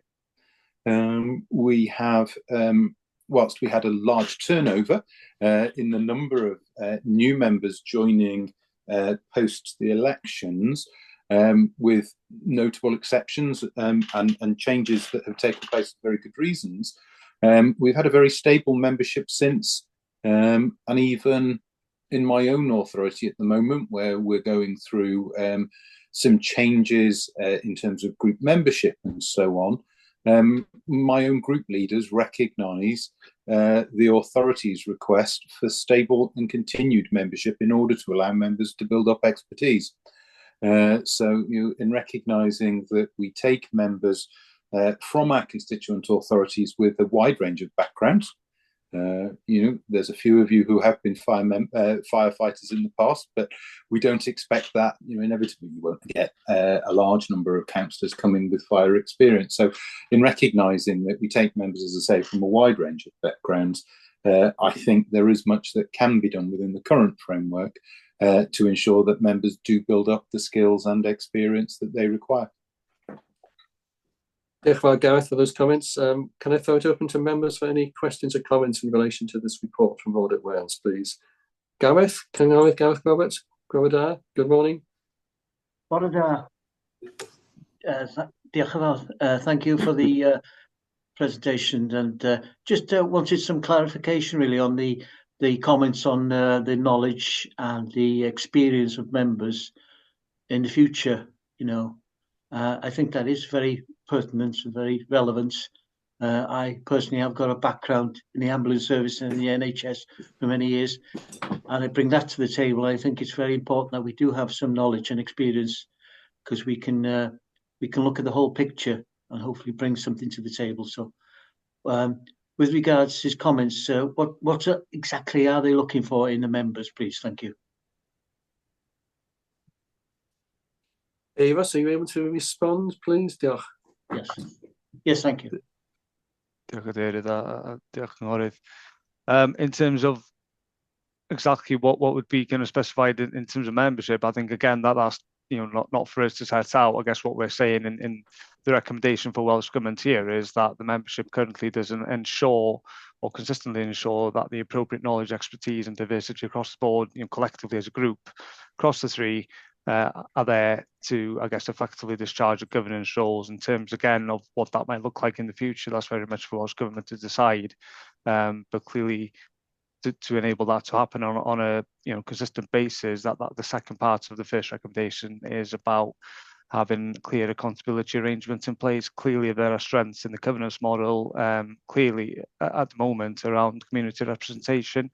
That is a strength, I guess, in as much as it is reviewed, and that those feedback loops are in place to ensure that whatever you I guess bring to the table in the fire authority is kind of fed back in terms of the people that you represent in the electorate.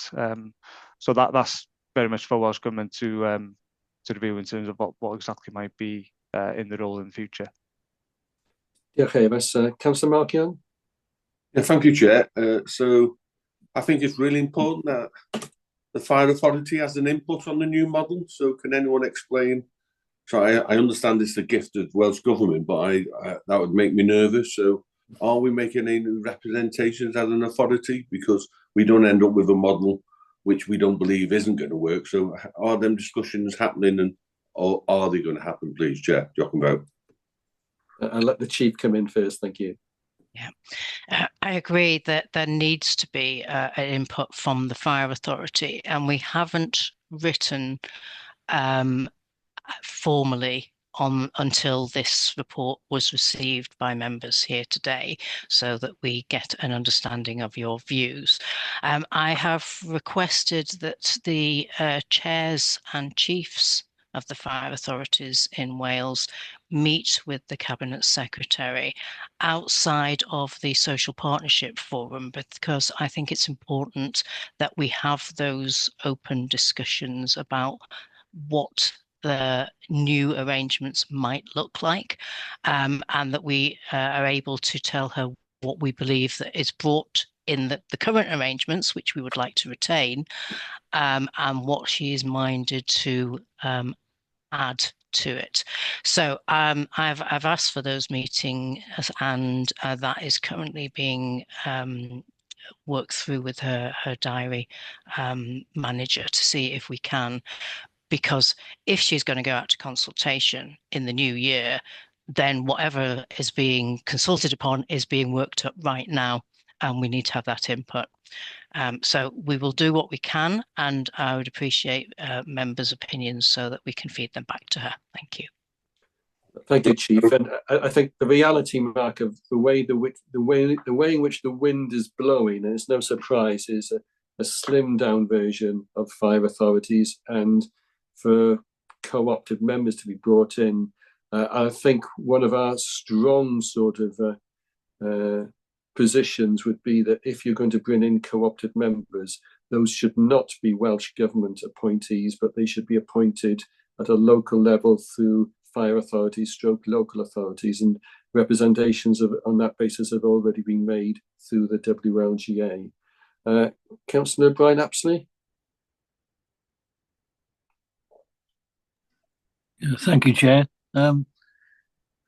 The report mentions the roles and responsibilities of members, and it says that it's not always reflected in their actions in practice. Could we have some anonymous examples of where the members' roles and responsibilities are not reflected in practice, please? Ava, are you able to comment on that, Diolch? Thank you for the comments. Yeah, I think the key importance in terms of how we undertake performance audit work is through, I guess, the principle of triangulation. So I wouldn't be, I guess, in a position to share, one-off examples in terms of where that was the case, especially so in a report like this where we comment, I guess, and come to conclusions across an entire sector.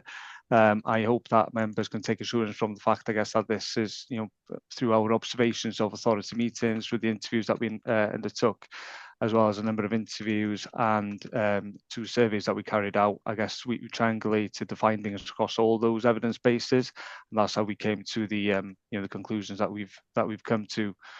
So I'm afraid that I wouldn't be in a position to share specific examples of where that was the case, but that's certainly across the board was what we observed and found through our interviews as well.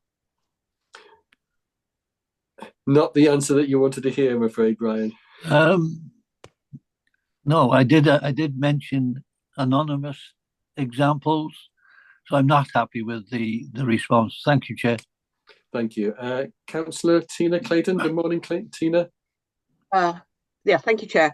I'm just a little bit uneasy about this, and I would like some reassurance about implication for equalities. When you are asking for a group of people that come with particular skills and understanding, is it going to eliminate a diverse group of people coming? For instance, the firefighters traditionally have not had a large quantity of women. Does it mean that we will have more a tendency again for more men on any particular fire authority in the future? Thank you, Councillor. Just to clarify, I guess I think I agree. You make a really important point. I think that's why I think we put in the recommendation that in the future, Welsh Government should review the governance model to ensure that it ensures the appropriate knowledge and expertise, but also the diversity. We've included that in there for the reason that you highlight, and it's an important strand of any kind of governance model. Diolch, Eva. Cynghorydd John Brynmore. Very got to get the right answer. Yeah, while I'm a believer in diversity, I'm not a believer in co-opting members where elected members are left out. Also, what I'm worried about with the new sort of modernisation of the fire service, that we don't go into an all Wales fire service. I don't believe big is beautiful. I don't think it's working in anything. It doesn't work in the NHS with 2 big hospitals in North Wales. The ambulance service is an all Wales thing. I don't think that works. And I'm just concerned that where are we going to go with this? Co-opting members, I definitely don't believe in. And again, I don't believe that we've got to be careful here that not long ago, the Welsh Government tried to make it an all Wales fire service, and I do not believe that we should go down that road. Thank you. I think we'd all agree with that, that viewpoint. Diolch, John Brynmawr. Cynghorydd Gareth Jones, Gareth? Yeah, I just wanted to endorse what you were saying, Dolan, that, yeah, the way to go in my mind is that skills-based board, but with no imposition of co-opted members from the Welsh Assembly government. That, you know, that is chosen locally, and that we got we get a broad band of skills and a broad band of diversity based on local knowledge and local requirements. Thank you. Diolch. Cynghorydd Gwynfor? Gwynfor? Diolch yn fawr, Mr Cadeirydd. Ga i ddechrau fo trwy ategu bobeth oedd Cynghorydd John Brynmawr Hughes yn dweud rwan. Dwi meddwl bod na lot... Mae'r argymellion yr adroddiad yma, maen nhw mor amwys i fod yn onast. Mae'n siŵr na i gefnogi'r argymellion. Ond di hynny ddim yn golygu bod dwi'n cefnogi bob dim sy'n yr adroddiad. Mae'r adroddiad i ddechrau fo, ti ddim yn y meddwl i'n herio yr hyn oedd y Llywodraeth wedi dweud yn y papur gwyn. Enghraifft, yn dweud am gael un person o bob awdurdod, allan y person cabinet ydy hwnnw i fod ar awdurdod tân. Sa cael aelod o cabinet fo'r holl waith sgyn aelodau cabinet i wneud. I ofyn i nhw gymryd ymlaen gwaith awdurdod tân ychwanegol. Mae'r holl beth yn gwerthullyd ac yn danos diffyg dealltwriaeth llwyr o sut mae Llywodraeth leol yn gweithio. O ddarllen yr adroddiad hefyd, dwi'n meddwl, os fysa Chwilio Cymru yn edrych ar system lywodraethu o Llywodraeth Cymru neu o Llywodraeth Deyrnas Gyfunol, mae'n bosib iawn ar atab sy'n nhw'n dod i fyny fo, fysa cael rhyw bwr bach anetholedig i redag popeth. Mae'n siŵr sa hynny o'r hatach, mae'n siŵr sa gyda chi'r arbenigwyr. Os na ddim democratiaeth yna, wrth gwrs, os na ddim atebolrwydd. A dwi'n gweld mae y diffyg yn hwn yn yr adroddiad yma eto. Diolch yn sôn dim am atebolrwydd yn gwir ystyr y gair atebolrwydd. Da ni yma fel cynghorwyr, da ni yma yn cynrychioli yn etholwyr. Dwi'n gobeithio bod da ni gyd yn edrych ar gynrychioli ystod eang o'n etholwyr ac i fedru reid y safbwynt yna drosodd i'r awdurdod yn gweithredoedd o ddydd i ddydd. Mae rwy'n yn cofio geiriau Rodri Morgan ers dalwm pen oedd o'n brif weinidog Gles Burn y Cwangos. Ac ella bod hwn yn dod yn edrych ar ddod y mwy o gwangos i fewn eto. Rwan, dwi'n bendant i'm yn hapus fo hynny. Mae bosib edrych ar gyrff eraill sydd yn Gwangos, neu'n hanner Gwangos, neu'n chwarter Gwangos, da chi isio, ar draws Cymru ac ar draws y Deyrnas Gymunol. A da chi'n gweld, hein ydy'r arbenigwyr sydd i fod wedi dewis ar arbenigedd a camrywiaeth briodol a gwybodaeth. Eto, aml iawn, dwi'n gweld sy'n amhosib gweld rhywun sy'n cynrychioli barn rhywun oedd fi a barn rhywun oedd yn etholwyr. Y bobl gorau i gynrychioli barn y bobl ydy yr aelodau etholedig wrth gwrs. Ac mae'r adroddiad hefyd yn mynd ymlaen mae'n sôn am mae'r awdurdod trwy wneud cyfarfodydd hybrid a gwneud ti'n haws i rei aelodau mynd o. Maen nhw'n bryderus, ella bod rei bobl ddim yn rhoi sylw llawn i'r cyfarfodydd pan maen nhw'n cyfarfodydd hybrid. Dyn nhw'n di roi dim sylw o gwbl i'r ffaith bod yna amryw o aelodau sydd yn meddwl fysa cyfarfodydd yr awdurdod tân llawer gwell os fysa nhw'n gorfforol efo cyfle i ymuno'n hybrid. Sa ddim sôn am hynny, dwi'n teimlo hynny yn gry iawn da ni wedi cael cyfle i gyfarfod yn gilydd yn y fforddiant cychwynnol, da ni heblaw am yr isbwyllgora, da ni'n ista arnyn nhw, da ni'n cael cyfle i gyfarfod yn gilydd fel arall. A dwi'n meddwl bod hynny yn buddiant llwyr yn y ffordd mae'r awdurdod yn gweithredu, ond does o ddim sôn am hynny yn yr adroddiad yma. Hefyd, o ran archwilio Cymru hunan, mi nath nhw holiadur allan i aelodau. Ys i Gwynedd ddim yn bosib cael yr holiadur yma yn Gymraeg. Felly o'n i ddim yn dilynwyr yn mewn yn Saesneg. Mae'r peth i sortio ti wedi gwneud yn Gymraeg. Sori, ni sortwyd y peth allan, a felly nid oedd yn bosib llenwi'r holiadur yn Gymraeg. Felly dwi'n meddwl bod yna llawer iawn o wendida amlwg yn yr adroddiad yma, mae ddrwg yna i ddeud, ac felly mwyn nath i fi fydd o'n cefnogi'r argymhelliad, achos mae mor amwys, ydy hynny ddim yn golygu bod dwi'n cefnogi beth sy'n cael ei ddeud yn yr adroddiad. Diolch yn fawr. Diolch Gwynfor. It's not for us as the authority to accept the recommendations, it's just for us to note the actual report this morning. But I don't know, Avis, if you wanted to respond to anything that Councillor Gwynfor Owen raised there. Diolch. Diolch Cadeirydd. Na, hapus i ymateb. Dwi'n meddwl 'na 3 pwynt does yn fras am hynny. Na i gymryd yr ola gynta o ran yr holiadur, a dwi'n cofio'r sgwrs gathon ni Gynghorydd Owen am yr arolwg hwnnw a nealltwriaeth i oedd bod o wedi sortio ond ymwyddiadau os oedd hwnnw ddim yn wedi roed y cyfle i chi cael deud eich deud o ran y gwaith yma. O ran yr ail, cwestiwn lle swn i jyst yn sôn am hynny o ran cyfarfodydd hybrid a am y farn oeddech chi'n gyfleu o ran pwysigrwydd hynny, am nid ydy hynna ddim wedi ffurfio o'r rhan o'r adroddiad am yr rheswm blaen ydy nad oedd o wedi dod allan yn ganfyddiad am hynny amlwg pam da ni'n sôn am y model llywodraethu ar draws y 3 corff yma, sef wedi testyn yr adroddiad lle. Y pwynt gyntaf, ydych chi'n sôn am hynny, a wedyn o ran y model, am hynny mae'r adroddiad yn cydnabod pwysigrwydd y model a'r cryfderau sy'n y model cyfredol o ran cynrychiolaeth o wardiau lleol a cymunedau lleol, a mae yna sicr cryfderau hynny'n does am hynny beth sy'n na ddim gymaint am hynny. Mae yna wendida hefyd am hynny ydy beth da ni'n dweud o ran yr ochr democratiaeth yna. Yn amlwg, da chi'n cynrychiolaeth etholaeth, ond da chi ddim yn cael eich ethol yn syth i'r awdurdod tân, lle mae yna broses yn y ganol yn does o ran enwebu, a wedyn mae yna brosesau da ni'n edrych arno trwy'r cyfrifiadau ag ati, sef sut mae hynny'n gweithio, sut mae'r enwebu'n gweithio, ond sut mae'r bwydo nôl yn gweithio hefyd, a dyna ydy cryfder y model yma wedyn yn y bwydo nôl, felly, ond os ydy hynny ddim yn digwydd, fel da ni'n gweld yn gyson lle ar draws y 3 corff, lle ar draws y 22 cyngor, wel, mae hynna'n dod â ambell i risg wedyn o ran cryfderau'r model lle. Gobeithio bod yna'n ateb y cwestiwn na dal i fyna. Diolch. Diolch yn fawr, Evas. I'm going to draw the discussion to an end. Thank you, members, for their contributions, and thank you, Evas, for presenting the report to us today.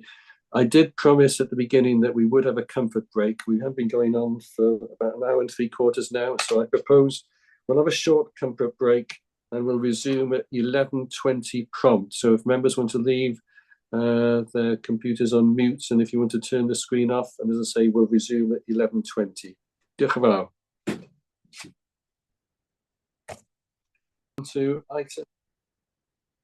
We're now going on to item 11 on the agenda, which is the statement of the accounts for 2023-24, which is the final version. Can I welcome to his first authority meeting Mr. Elgin Roberts, and also congratulate him on his appointment as the new head of finance.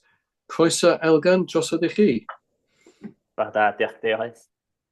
Cymryd ymlaen at adroddiad at trosglwyddo i achwilio Cymru. Hoffwn ddechrau dwi'n diolch i Helen Howard, Katie a holl tîm cyllid am ei gwaith caled a global-hard dros misoedd diwethaf yn cwblhau'r cyfrifon ar gyfer 2023-2024. Hefyd diolch i weddill y staff ac i'r awdurdod am eu cefnogaeth wrth gwblhau'r cyfrifon. Hoffwn hefyd diolch i'r tîm achwilio Kate, Carwyn ac i ohonyn am eu gwaith dros y misoedd diwethaf. Rwy mewn sefyllfa freintiedig wedi dechrau gyda'r awdurdod tuag at ddiwedd yr achwiliad, ac felly mae'n bleser cael cyflwyno datganiad archwiledig o gyfrifon 2023-2024 i'r aelodau ar ran y tîm. Yn hyd â chanfyddiadau achwilio cyffredinol Cymru sy'n cadarnhau barn achwilio ddi-amod. Cafodd y cyfrifon drafft eu cyflwyno achwilio ar 11 ar 20 o Fai 2024 ac i'r awdurdod tân y Cachub Gogledd Cymru mis Gorffennaf. Mae rhain yn cadarnhau gwariant net o 44.3 miliwn. Mae plesaf nodi nad yw'r cyfrifon wedi newid y faterol yn dilyn yr archwiliad. Felly nid yw'n aml adrodd y cyfrifon, ond mi wnaed dynnu sylw at 2 gam ddatganiad y gywirwyd ac 1 cam ddatganiad nad yw wedi gywiro. Y 2 gam ddatganiad y gywirwyd yw gwnaeth anosiad technegol i ail-ddosbarthu darpariaeth cyflocaeth o £100,000 fel conffa wrth gefn wedi chlysnodi, sydd yn gynysiellu gas strwythwyr cyflog diffoddio'r tân. Yr ail gam ddatganiad yn ddatgywiro yw newid o 1.2 miliwn i brysiad y cynllun pensiwn Llywodraeth leol yn dilyn cynnor gan actueri cynllun ac mewn ymgynghoriad ag achwilio Cymru. Cafodd addasiad technegol i prosesu rhoi ystyried i'r trefn asedau pensiwn yn unol ag IAS 19 a IFRIC 14. Nododd yr archwiliad un mater na chafodd ei gywiro gyda gwerth o 1.1 miliwn. Oedd yn neud â dosbarthu dyledwyr a chrydydwyr. Cododd y mater hwn oherwydd anhysondeb amseru gan cyfrifon taladwy wedi cael ei gadw yn rhagor i sicrhau taliadau prydan i busnesau bach a chanolig. Gan na fydd yr addasiad wedi effeithio ar y fantolau nac wedi darparu unrhyw fydd i ddefnyddio'r cyfrifon ei gadwodd heb ei gywiro. Mae rheolau cyfrifon archwilio Cymru yn gwneud yn ofynnol i cyfrifon archwiledig gael ei cymordwyo gan y hylodeb yn diwedd Gorffennaf 2024. Fodd bynnag, ers y pandemig mae hamsamwen hyn wedi ymestyn gan Lywodraeth Cymru hyd at ddiwedd Tachwedd 2024. Felly gofynnir i'r aelodau heddiw, nodi perfformiad a sefyllfa allto a chwyladwy fel y manylio yn datganiad cyfrifion 2023-2024, nodi adroddiad achwilydd cyffredinol Cymru sy'n cadarnhau barn achwilio ddiamod, nodi o llythyr cynrychiolaeth a fathedig yn gynnwys y cam ddatganiad heb ei gywiro, a cadarnhau a gymhelliad i gymorthadwyo cyfrifon 2023-2024 fel y maint yn achwiliedig ac yn derbynnol. Ond y gyntaf, hoffwn gyflwyno carbon o tîm achwilio Cymru fynd drwy'r hadroddiad. Diolch yn fawr. Diolch Elgan, drosodd i tîm achwilio Cymru. Diolch. Diolch yn fawr Cadeirydd a diolch i ti Elgan. Mae'n ategu'r diolch nath Elgan sôn i Elgan ar gweddill y tîm gyda Helen MacArthur a Katie Owens yn enwedig. Mae'n siŵr bod Katie wedi cael haf digon anodd gyda post gwag sy'n bwysig iawn i'r archwiliad a gorfod cymryd mwy o'r baich yn bersonol, felly mewn bod diolch mawr i Katie Owens eleni. So, in terms of our report, as Elgan stated, we're proposing an unqualified opinion on the audit of accounts, which is always positive news. Just to confirm in terms of the work that we do apply a concept of materiality, so we don't look at every transaction in detail. We follow a principle where we say the accounts are free of material misstatement, which is based on 2% of the gross expenditure for the authority and the firefighting pension fund separately. We've applied that level of materiality to these reports, and we only report then on issues that are over our trivial limit, and all of these, there's 0.968 million for the materiality for the main accounts, and the firefighters pension fund is set at 216,000 then.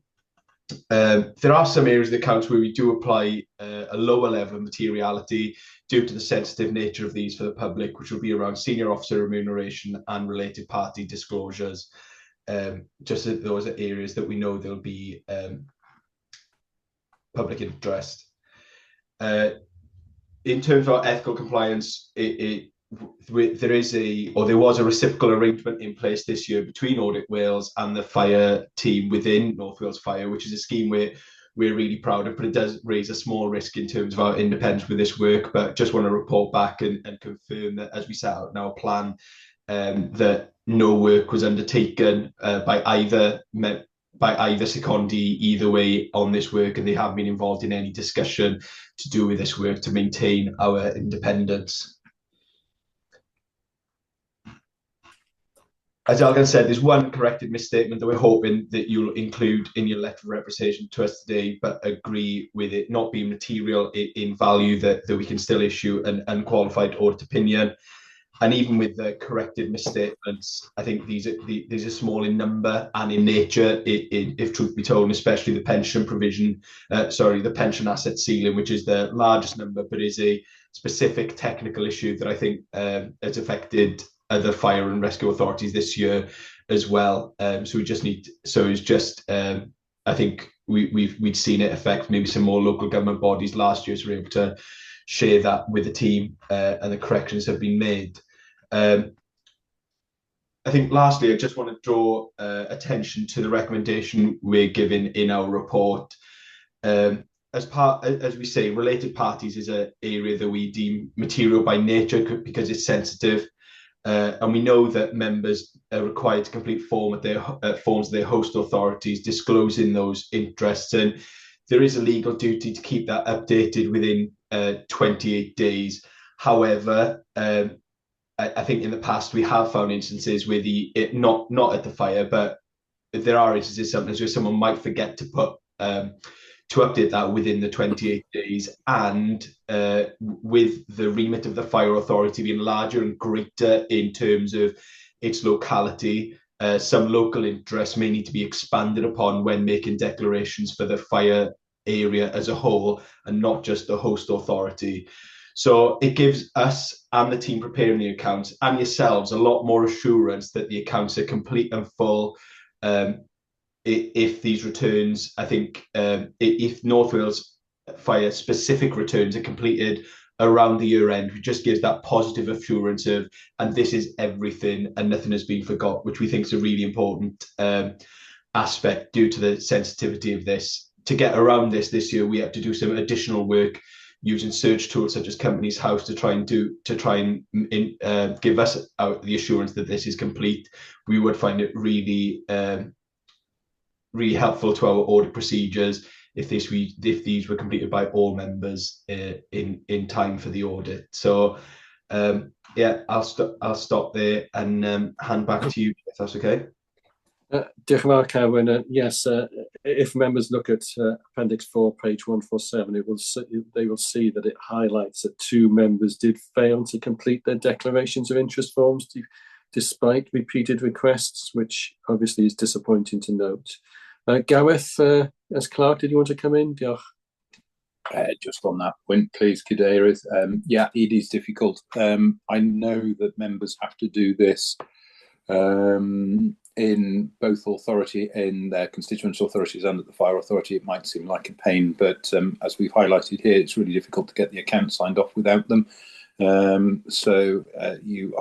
The executive office do this in the first instance and then call on me where they need help.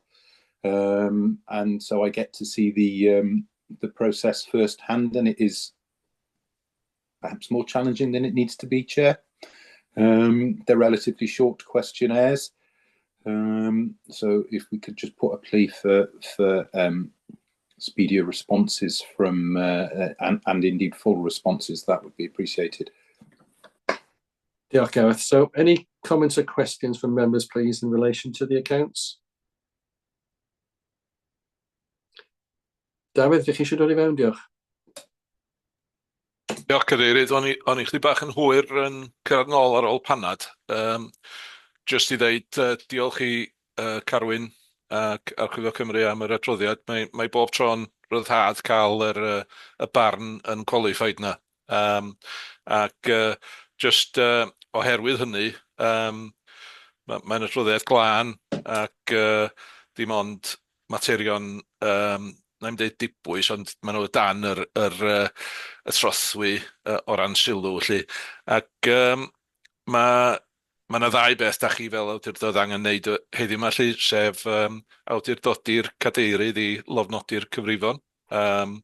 Mae nhw'n efo'n llofnod I yna yn barod, ond ella na I ail lofnodi mewn ffordd ar ôl yr cymeradwyaeth. Ac mae hefyd angen I chi fel awdurdod I awdurdodi finna a'r cadeirydd I lofnodi a rhyddhau'r llythyr cynrychiolaeth. Dwi'n meddwl mae yna specimen hwnnw fel atodiad i'r adroddiad archwilio. A byddwn ni'n debyg angen ychwanegu at hwnnw jyst drwy fymryn sy'n adlewyrchu paragraff 19 o'r adroddiad am yr addasiad da ni ddim am fynd ymlaen efo. Felly,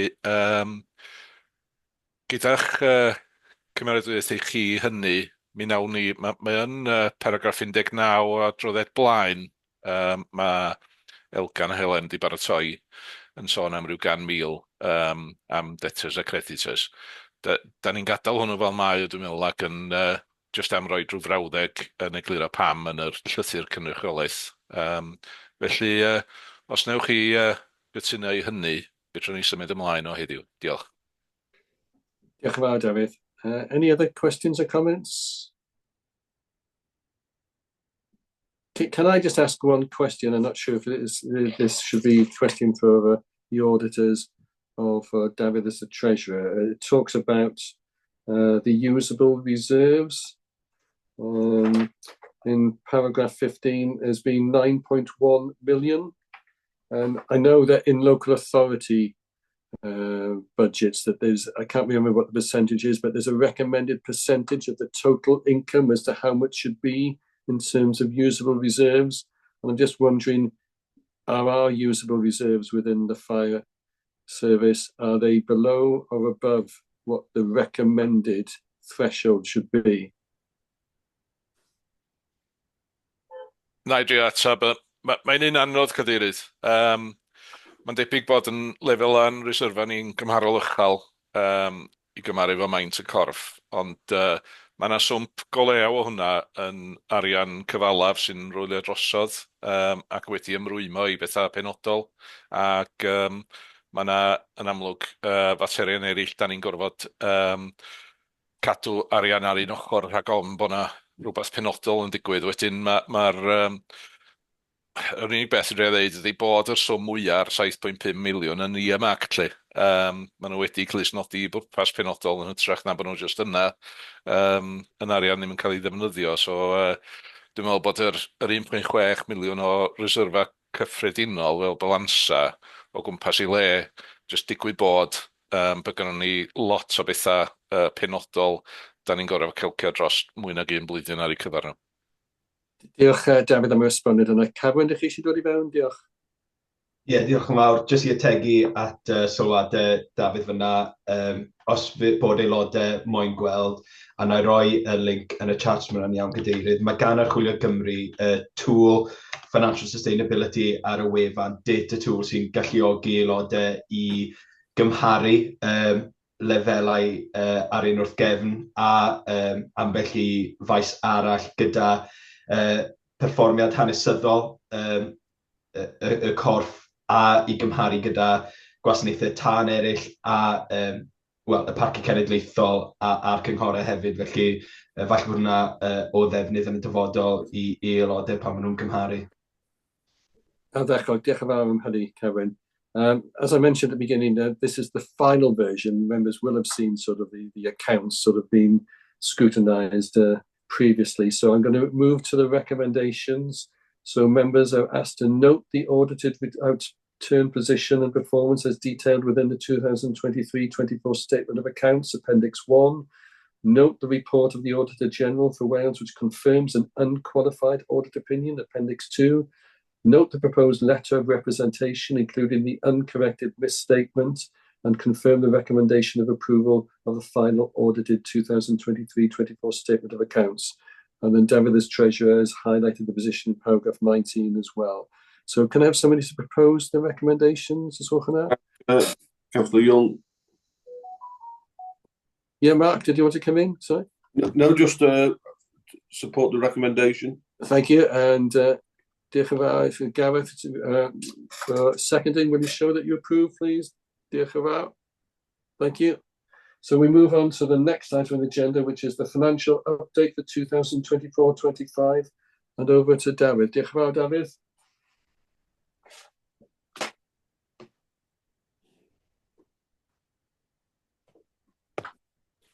Diolch cadeirydd. Na i drio mynd drwy hwn eitha cyflym, ac da ni wedi cael ambell eitem drom, wedyn mi ddyla hon fod yn weddol hawdd eitem 12, mae ar tudalen 156 ymlaen o'r pecyn yn y Gymraeg, adolygu cyllideb y flwyddyn gyfredol, ac mae hwn yn rhoi rhagolygon gwariant cyfalaf a revenue fel oedd hi ar ddiwedd mis Medi.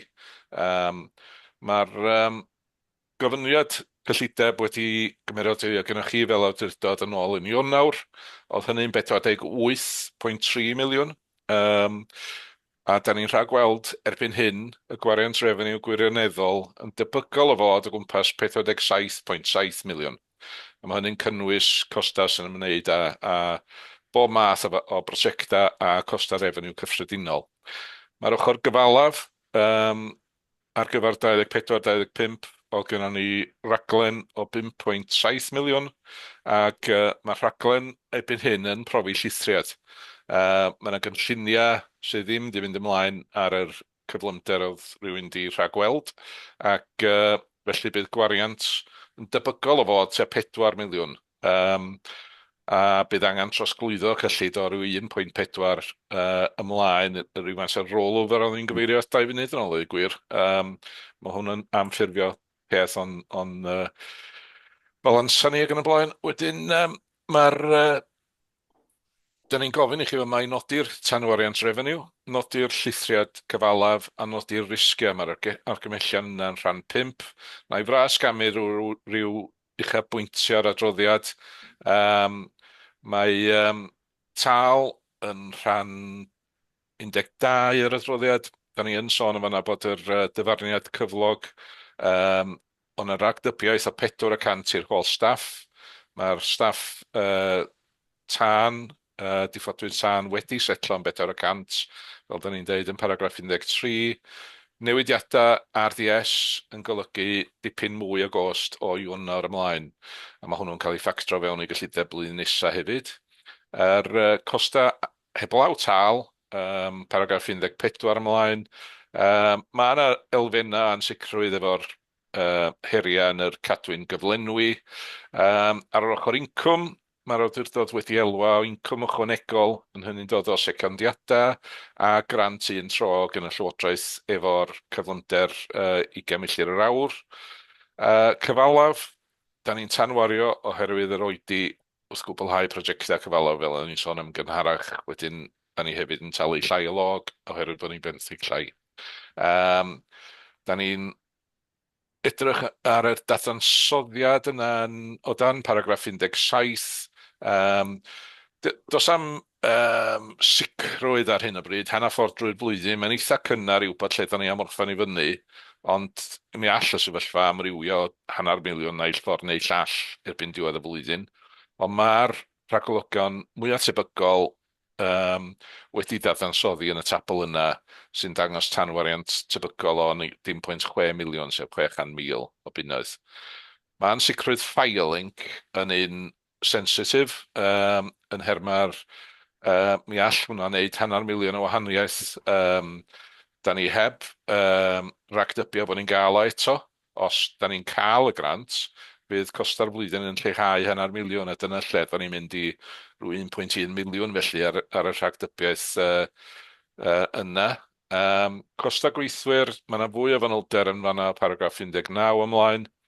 Oedden ni wedi gobeithio, wel, oedden ni wedi cynyddu'r capacity RDS o 30 ychwanegol, o hynny'n gost o 400,000 a di o ddim wedi digwydd fel ydych chi'n gallu gweld o'r tabl o dan paragraff 20.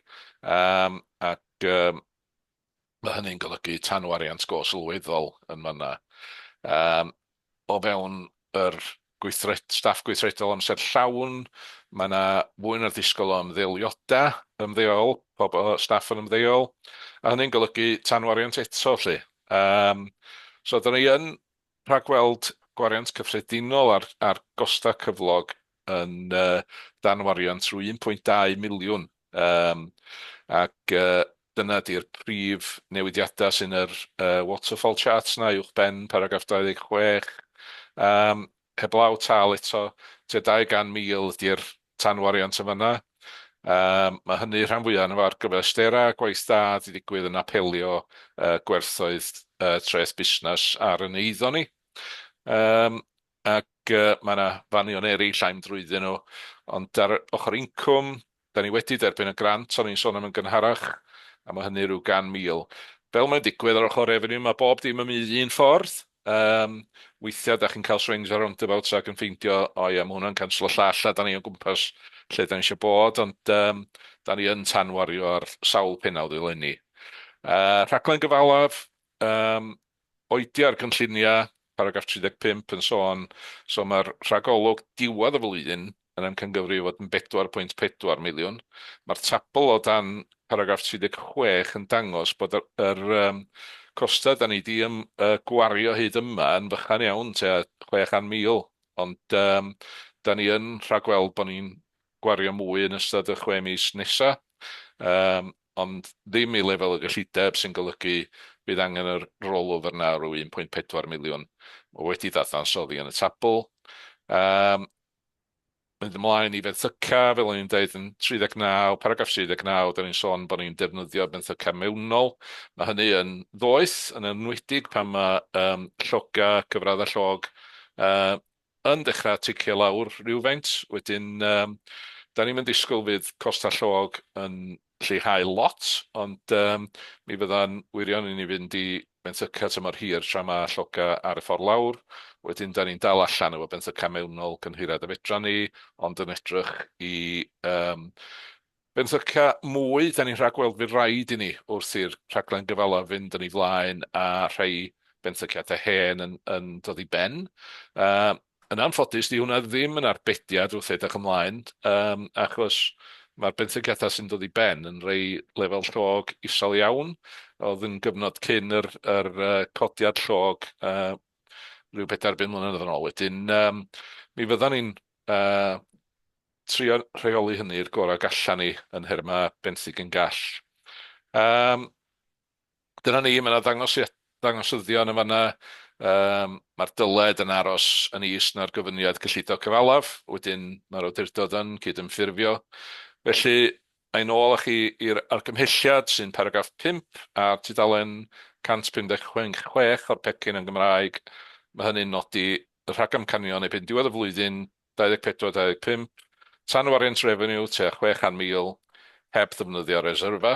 Os da chi'n cofio, oedd y gyllideb yn rhagweld bysa ni'n defnyddio rhywfaint y reserfa yna.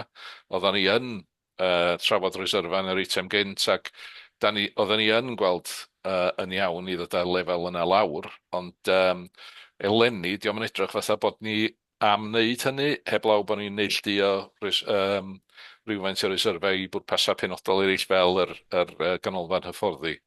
Yr ail beth, da ni'n gofyn i chi nodi di'r llithiad cyfalaf, o hynny tua 1.4 miliwn. Mi fydd y ffigwr yna yn sicr o newid cyn diwedd y flwyddyn, a ddowniad diweddariad i chi yn yr amser priodol. A mae yna risgiau cysylltiedig a chwyddiant gadwain gyflenwi a'r her gyfreithiol efo filing ac yn y blaen. A heriau gyfreithiol efo pensiynau hefyd, gan i weld beth sy'n digwydd efo heini. Felly, dipyn i gymryd i fewn, a dwi wedi bydd drwydd mae'r cyflym a medrwn ni, cadeirydd, wrth gwrs yn barod i dderbyn unrhyw gwestiynau.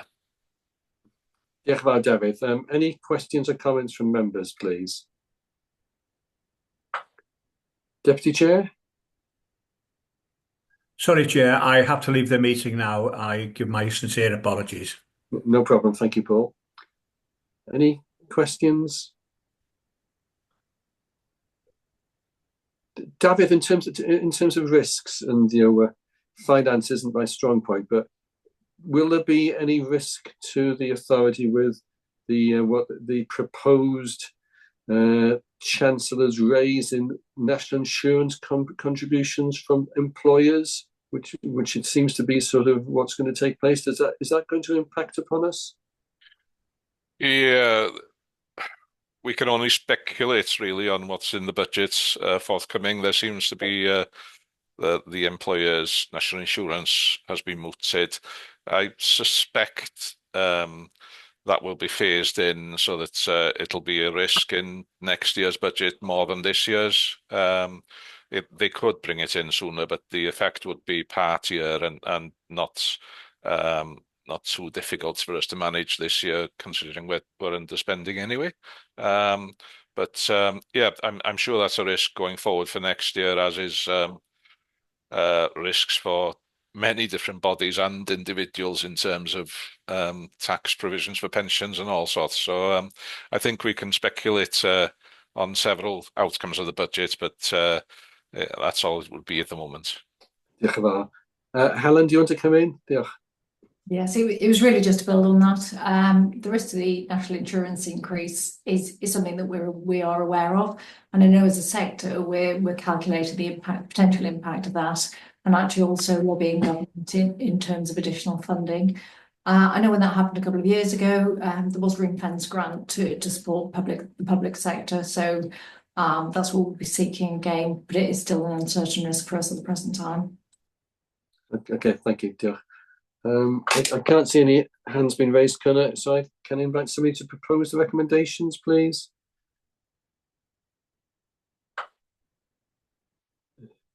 Thank you, diolch yn fawr, John Brynmore. A second. Diolch yn fawr, Mark. Will you show that you agree? Diolch yn fawr. That's been approved. So we go on to the next item, which is the budget setting for 2025-26. And I think it's you, Helen, that's presenting this item. Diolch. It is indeed. Diolch, Cadeirydd. This item is about the budget setting for the next financial year, and that's 2025-26. It's the final finance paper on the agenda today, and actually builds on the previous two reports that you've received. The issues outlined within the 23-24 audited accounts and the year-to-date position for 24-5 are still very relevant to the next financial year as well. At a personal level, I'm just really relieved that nobody asked for an explanation of IFRIC 14 in relation to the pension valuation, so many thanks from me in that respect. What I'm aiming to do today in the paper is provide an overview of the budget setting process, and that's both in terms of the timescale, the statutory deadlines, and also the underlying assumptions that we will use. Each year we are required to set a balanced budget, and that takes into account the underlying expenditure, also the anticipated income flows, and some of those will be from things like service level agreements that we have with partners for shared properties, which is also those income flows in terms of overnight deposits of cash. And clearly the balancing item is the levy that we'll be seeking from our local authorities. Our budget setting process is broadly the same as for local authorities, but out of necessity, it has to be concluded earlier in order for us to be able to confirm the levy. And to achieve this, we're required to confirm the indicative levy, by the 31st of December, and then the final levy by the 15th of February. The draft budget will be considered by the executive panel during its meeting the 16th of December, and the final budget will be presented to the Fire Authority for its approval at its meeting of the 20th of January. You will be aware that during the last financial year, the member-led Budget Scrutiny Working Group was established to support the Fire Authority, and this will continue for this financial year also. And so far, that group has met on 3 occasions, with a further meeting planned this week. The objective of the Budget Scrutiny Working Group is to ensure that all elements of expenditure and income are considered, and we also receive presentations on key areas of expenditure so that members have an overall awareness. They'll include such things as our payroll expenditure that we need to incur on such things as contaminants, the training of our firefighters and corporate staff, also PPE, and alongside business cases for new spend, whether that be revenue or capital. The first step is always really to understand what the key planning assumptions are. And this actually commenced over the summer months, and the underpinning planning assumption relates to our service delivery model. The budget setting process is based on the outcome of the emergency cover review, which was approved by yourselves as members in December 2023. And just to reiterate, that is that the 24-hour cover will be maintained in Trill and Deeside. We'll maintain the second whole time crew at Wrexham, and there will be no closures to retained stations. Whilst the Task and Finish Working Group is looking at alternative options for addressing the residual availability risks, these will be achieved within the financial envelope for the existing service delivery model. So that makes, I guess, the budget setting process for next year smoother. That said, our payroll costs do represent over 70% of our gross expenditure, and the current budget assumption for next year is a pay award of 4% for all staff groups. This is clearly an area of uncertainty and also risks, and over the coming months, further work will be undertaken to assess this, both for that reasonableness, so is our 4% broadly in line with our local authority colleagues and other fire and rescue services. And in addition to this, we'll seek to increase the number of retained colleagues to improve our availability. So that work continues throughout the year. There are two further issues that members need to be aware of in relation to pay. And that's firstly that the 24-25 pay award for colleagues working to the local government terms and conditions have not yet been agreed. So that's a risk, it's an open risk that we're going to be taking into next year. The planning assumption when we set the budget was 4% for 24-5, and our current forecasting assumes that will be the case. It does remain an open risk, and we'll carefully monitor that throughout the year. The second risk that we are managing is the national pay agreement for our retained colleagues. That was agreed in 24-5 and effectively increases the retaining fee by 50%. The retaining fee is one of a number of areas of income that a retained colleague will receive. And our hope is that this will go some way to supporting the recruitment and retention of retained colleagues, but it does, however, present a £1 million cost pressure for us in the next financial year. So work has been ongoing by not only the payroll team, HR, but also operational response colleagues to do an individual review of everybody's contracts and looking at what provision kind they provide to us. And we're reasonably confident in relation to that £1 million cost pressure. The employer pension contributions remain a key element for all staff groups, and I'm able to confirm that the anticipated financial support for the firefighters' pension costs from April 24 has now been confirmed by the Welsh Government. However, that support is given directly to local authorities and therefore will be included in the levy for future years. Turning to the non-pay, all of our budget holders have been working through the non-pay costs for a number of months now. And some of these costs are relatively stable year on year, but some costs fluctuate quite significantly. For example, during this financial year, we've introduced the wildfire kit for all operational staff, and that cost us £250,000. But for future years, that financial requirement is much lower. Similarly, ICT costs can fluctuate when you implement a new system, followed by much lower yearly licensing and maintenance costs. And in particular, the command and control system within our control department is scheduled to be replaced during 25-26, and that will cost us in the order of £250,000. On a positive note, inflation is much more stable than in previous financial years, although we are still experiencing some supply chain difficulties, primarily in relation to the fire kit, and that reflects some of the global challenges that are ongoing. There is uncertainty in relation to the National Emergency Service Network, and that's within the report. That's known locally as FireLink.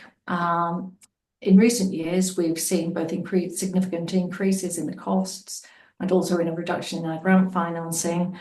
And the current cost to us is about £1 million. The contract costs are subject to a national legal challenge, and we anticipate this settling in November 2024. So potentially, this could reduce our costs quite significantly to the tune of about £500,000, and that will benefit both 24-5 and also 25-6. The final element of our expenditure relates to the capital financing costs, and this again is an area of fluctuation as interest rates remain stubbornly high at the present time, and we also have a number of loans due to renew in the forthcoming financial year. So even if we cut the capital programme to nothing, we would still have to recognise an increased cost. We do have a capital programme, and that capital programme is subject to scrutiny by the Budget Scrutiny Working Group, and in particular is looking at the affordability of all of those plans. Our income budgets are relatively small, but they are set on current levels with an inflationary increase. And notably, the work of the Budget Scrutiny Working Group will continue, and it's planned that the first draft of the budget will be presented to the executive panel. Chair, that is a whistle-stop tour, but I'm happy to take any questions that members may have. Thank you, Helen. And once again, can I thank the members on the Budget Scrutiny Working Group for their work. Diolch yn fawr. Mark, I don't know if you want to comment at all. Thank you, Chair. No, good work, and all the questions and information we've been asked for is always provided promptly and in a good way from officers.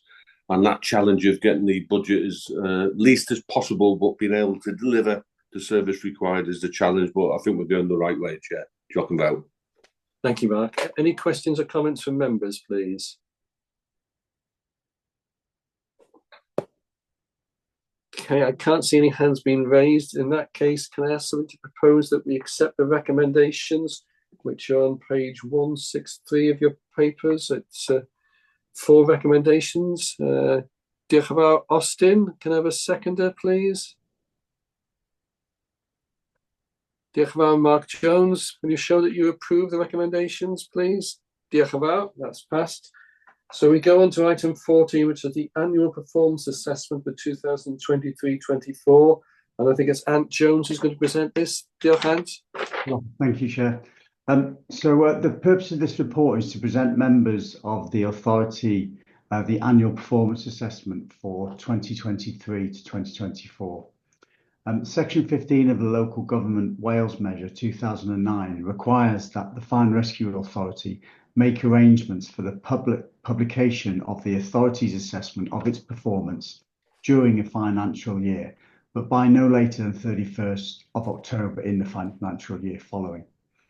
Schedule 1 of the Wellbeing of Future Generations Act 2015 makes provision requiring each public body to publish annual reports of progress is made meeting its wellbeing objectives.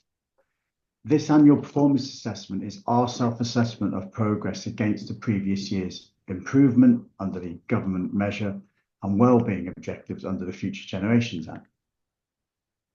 The design of this annual performance assessment mirrors previous iterations during the life of the previous 2021 to 2024 corporate plan.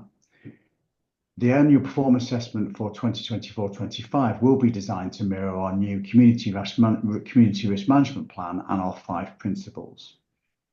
As it is the final year of that 3-year corporate plan, a reflection of progress over the life of the plan is included, as well as the annual update on progress. And this annual performance assessment also contains the All Wales Dwelling Fire Response Charter. On the 16th of September, the authority's executive panel was presented with the annual performance assessment, where it noticed and endorsed the annual performance assessment to come to full authority today. So therefore, members are asked to note the content of the annual performance assessment for the period of 23-24 and improve that the annual performance assessment for 23-24 is for publication on the authority's website. Diolch yn fawr. Thank you. Diolch yn fawr, Ant. And another comprehensive document which reads very well, and can I thank officers for the amount of work that they've put in presenting this report. As Ant has pointed out, it has been scrutinised by the executive panel who have endorsed the report. So unless members have any comments or questions they want to make, we can move straight to the recommendations. I can't see any hands being raised. So can I have somebody who propose, please? Diolch yn fawr, John Brynmore. Diolch yn fawr, Austin, for seconding. Will you show that you approve the recommendations? Diolch yn fawr. So we move on now to the annual government statement of 2023-24. And it's back to you again, Ant, I think. Yeah. Thank you. Thank you, Chair. Yes. So the purpose of this report is to present members the annual governance statement as required by the Accounts and Audit Wales Regulations 2014. A draft was submitted to Audit Wales prior to the 31st of May as required by that legislation. The annual governance statement has now been first and second stage reviewed by Audit Wales to confirm it's consistent with the financial statements and has been produced in line with that framework. The annual governance statement will be published once endorsed by the Treasurer, the Chair of the Fire Authority and the Chief Fire Officer by the 31st of October. And the purpose of this report is to assess and demonstrate that there is a sound system of corporate governance throughout the organisation. The annual governance statement is attached to this report and it provides you with an overview of the governance arrangements and confirms the work plan for 24-25. The annual governance statement is reviewed by Audit Wales to confirm that it's consistent with its knowledge of the authority and its financial statements. So members are asked to note the governance arrangements outlined within the 23-24 annual governance statement, note the forward plan for 24-25, and improve that the 23-24 annual governance statement is for publication on the authority's website by the 31st of October this year.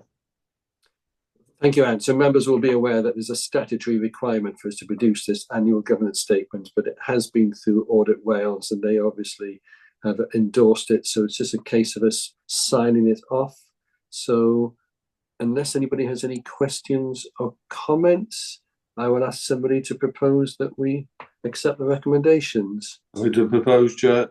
Thank you very much, Mark. Can I have a seconder? Thank you very much, Gareth. Will you show that you approve?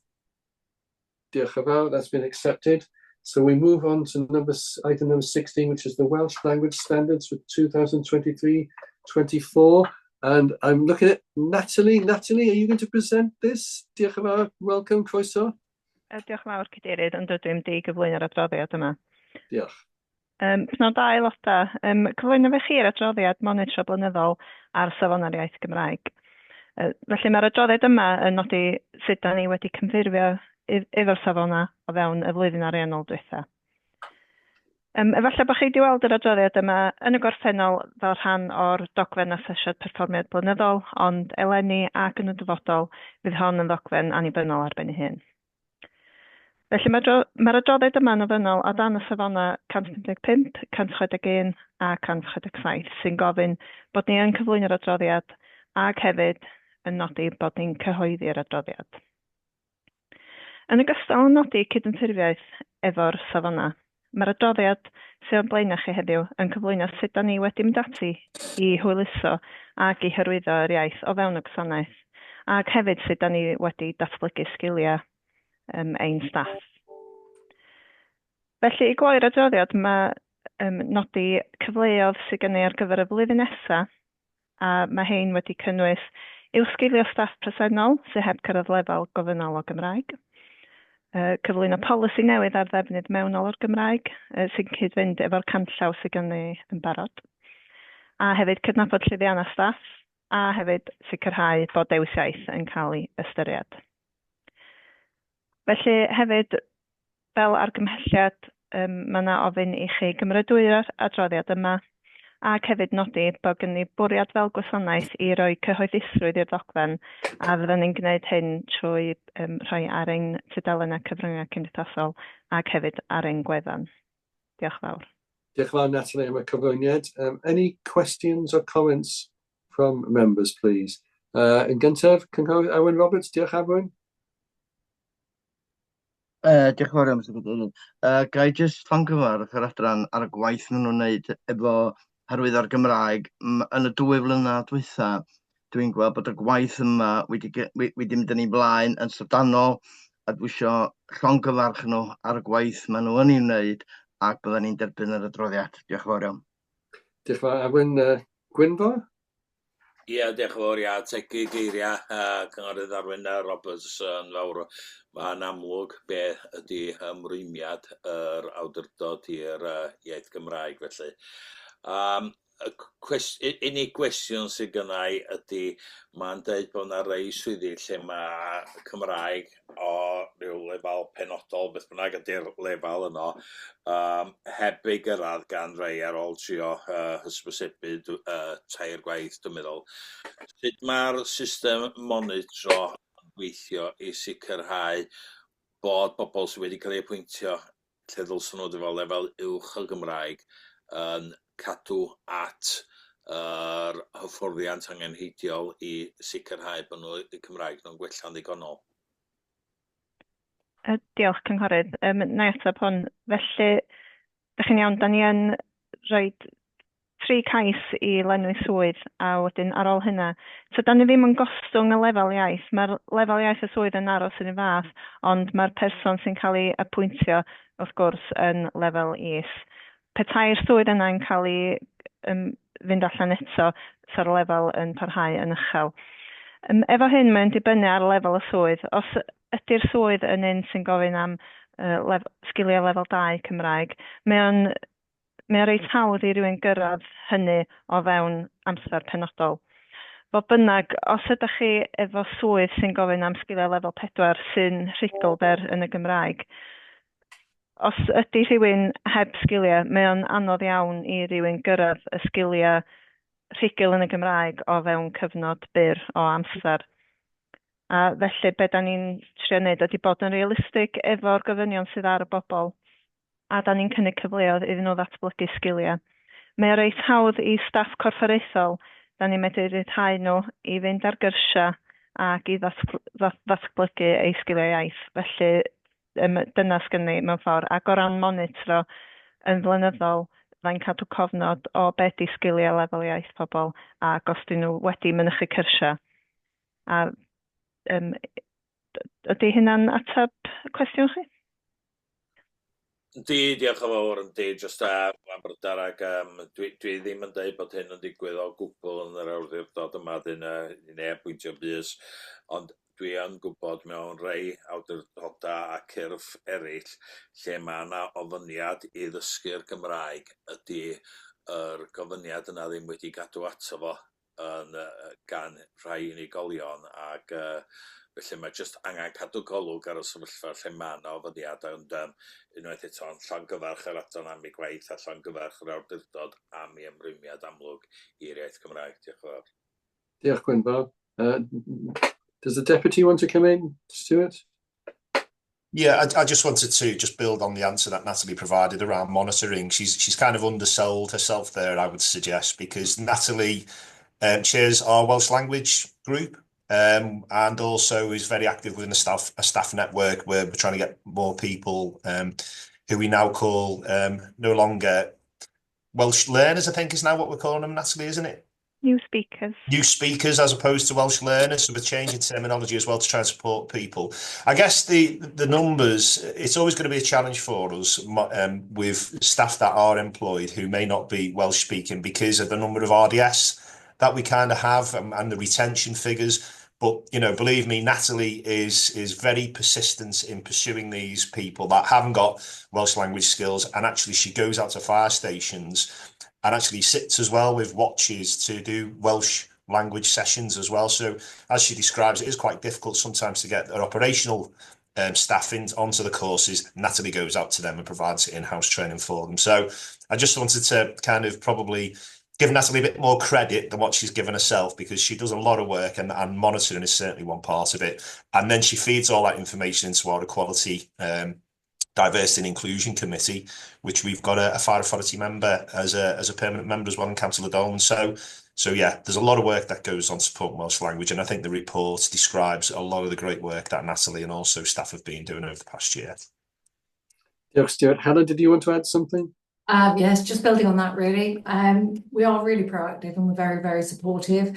We're taking Councillor Gwynfor Owen's concern that ultimately if somebody failed to do it, we do build it also into the probationary process for all staff. So if there is a requirement for a Welsh language standard, that is part of the probation. Your probation won't be signed off until you've achieved that. So there is that closing of the loop for us, but we do recognise that learning the language can be quite a challenge. So do that.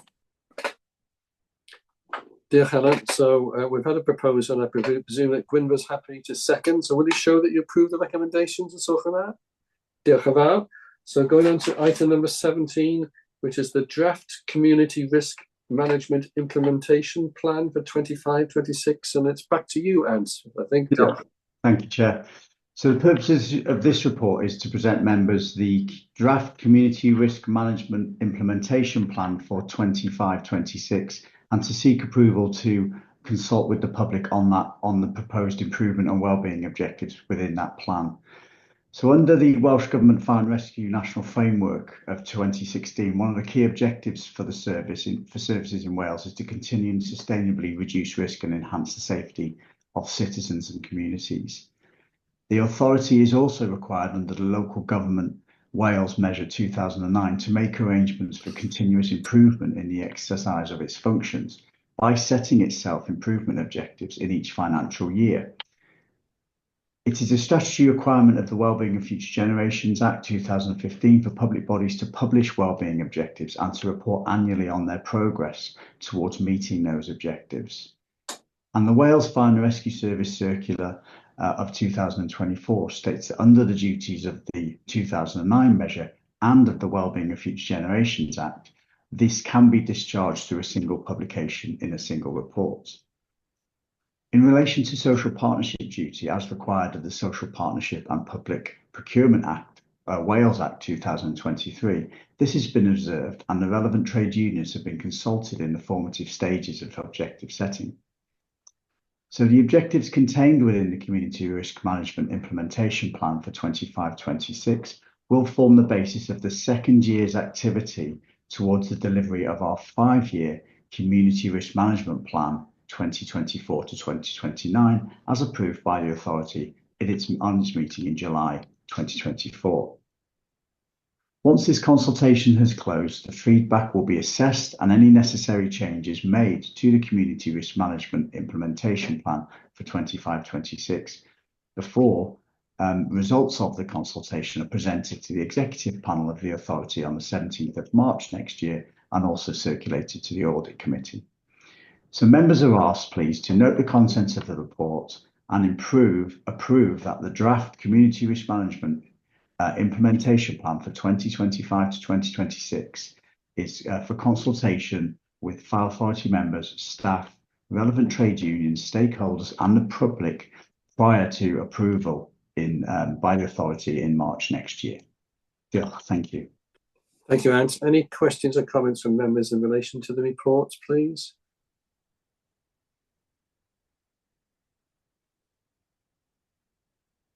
No, in that case, can I ask that somebody propose that we accept the recommendations?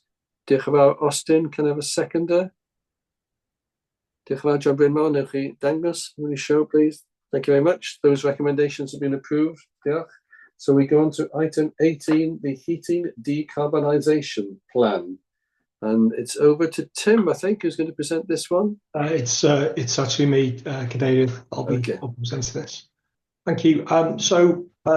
This paper sets out to members the details of our heating decarbonisation plan, which outlines the steps and timescales to mitigate carbon emissions from our heating systems across our estate.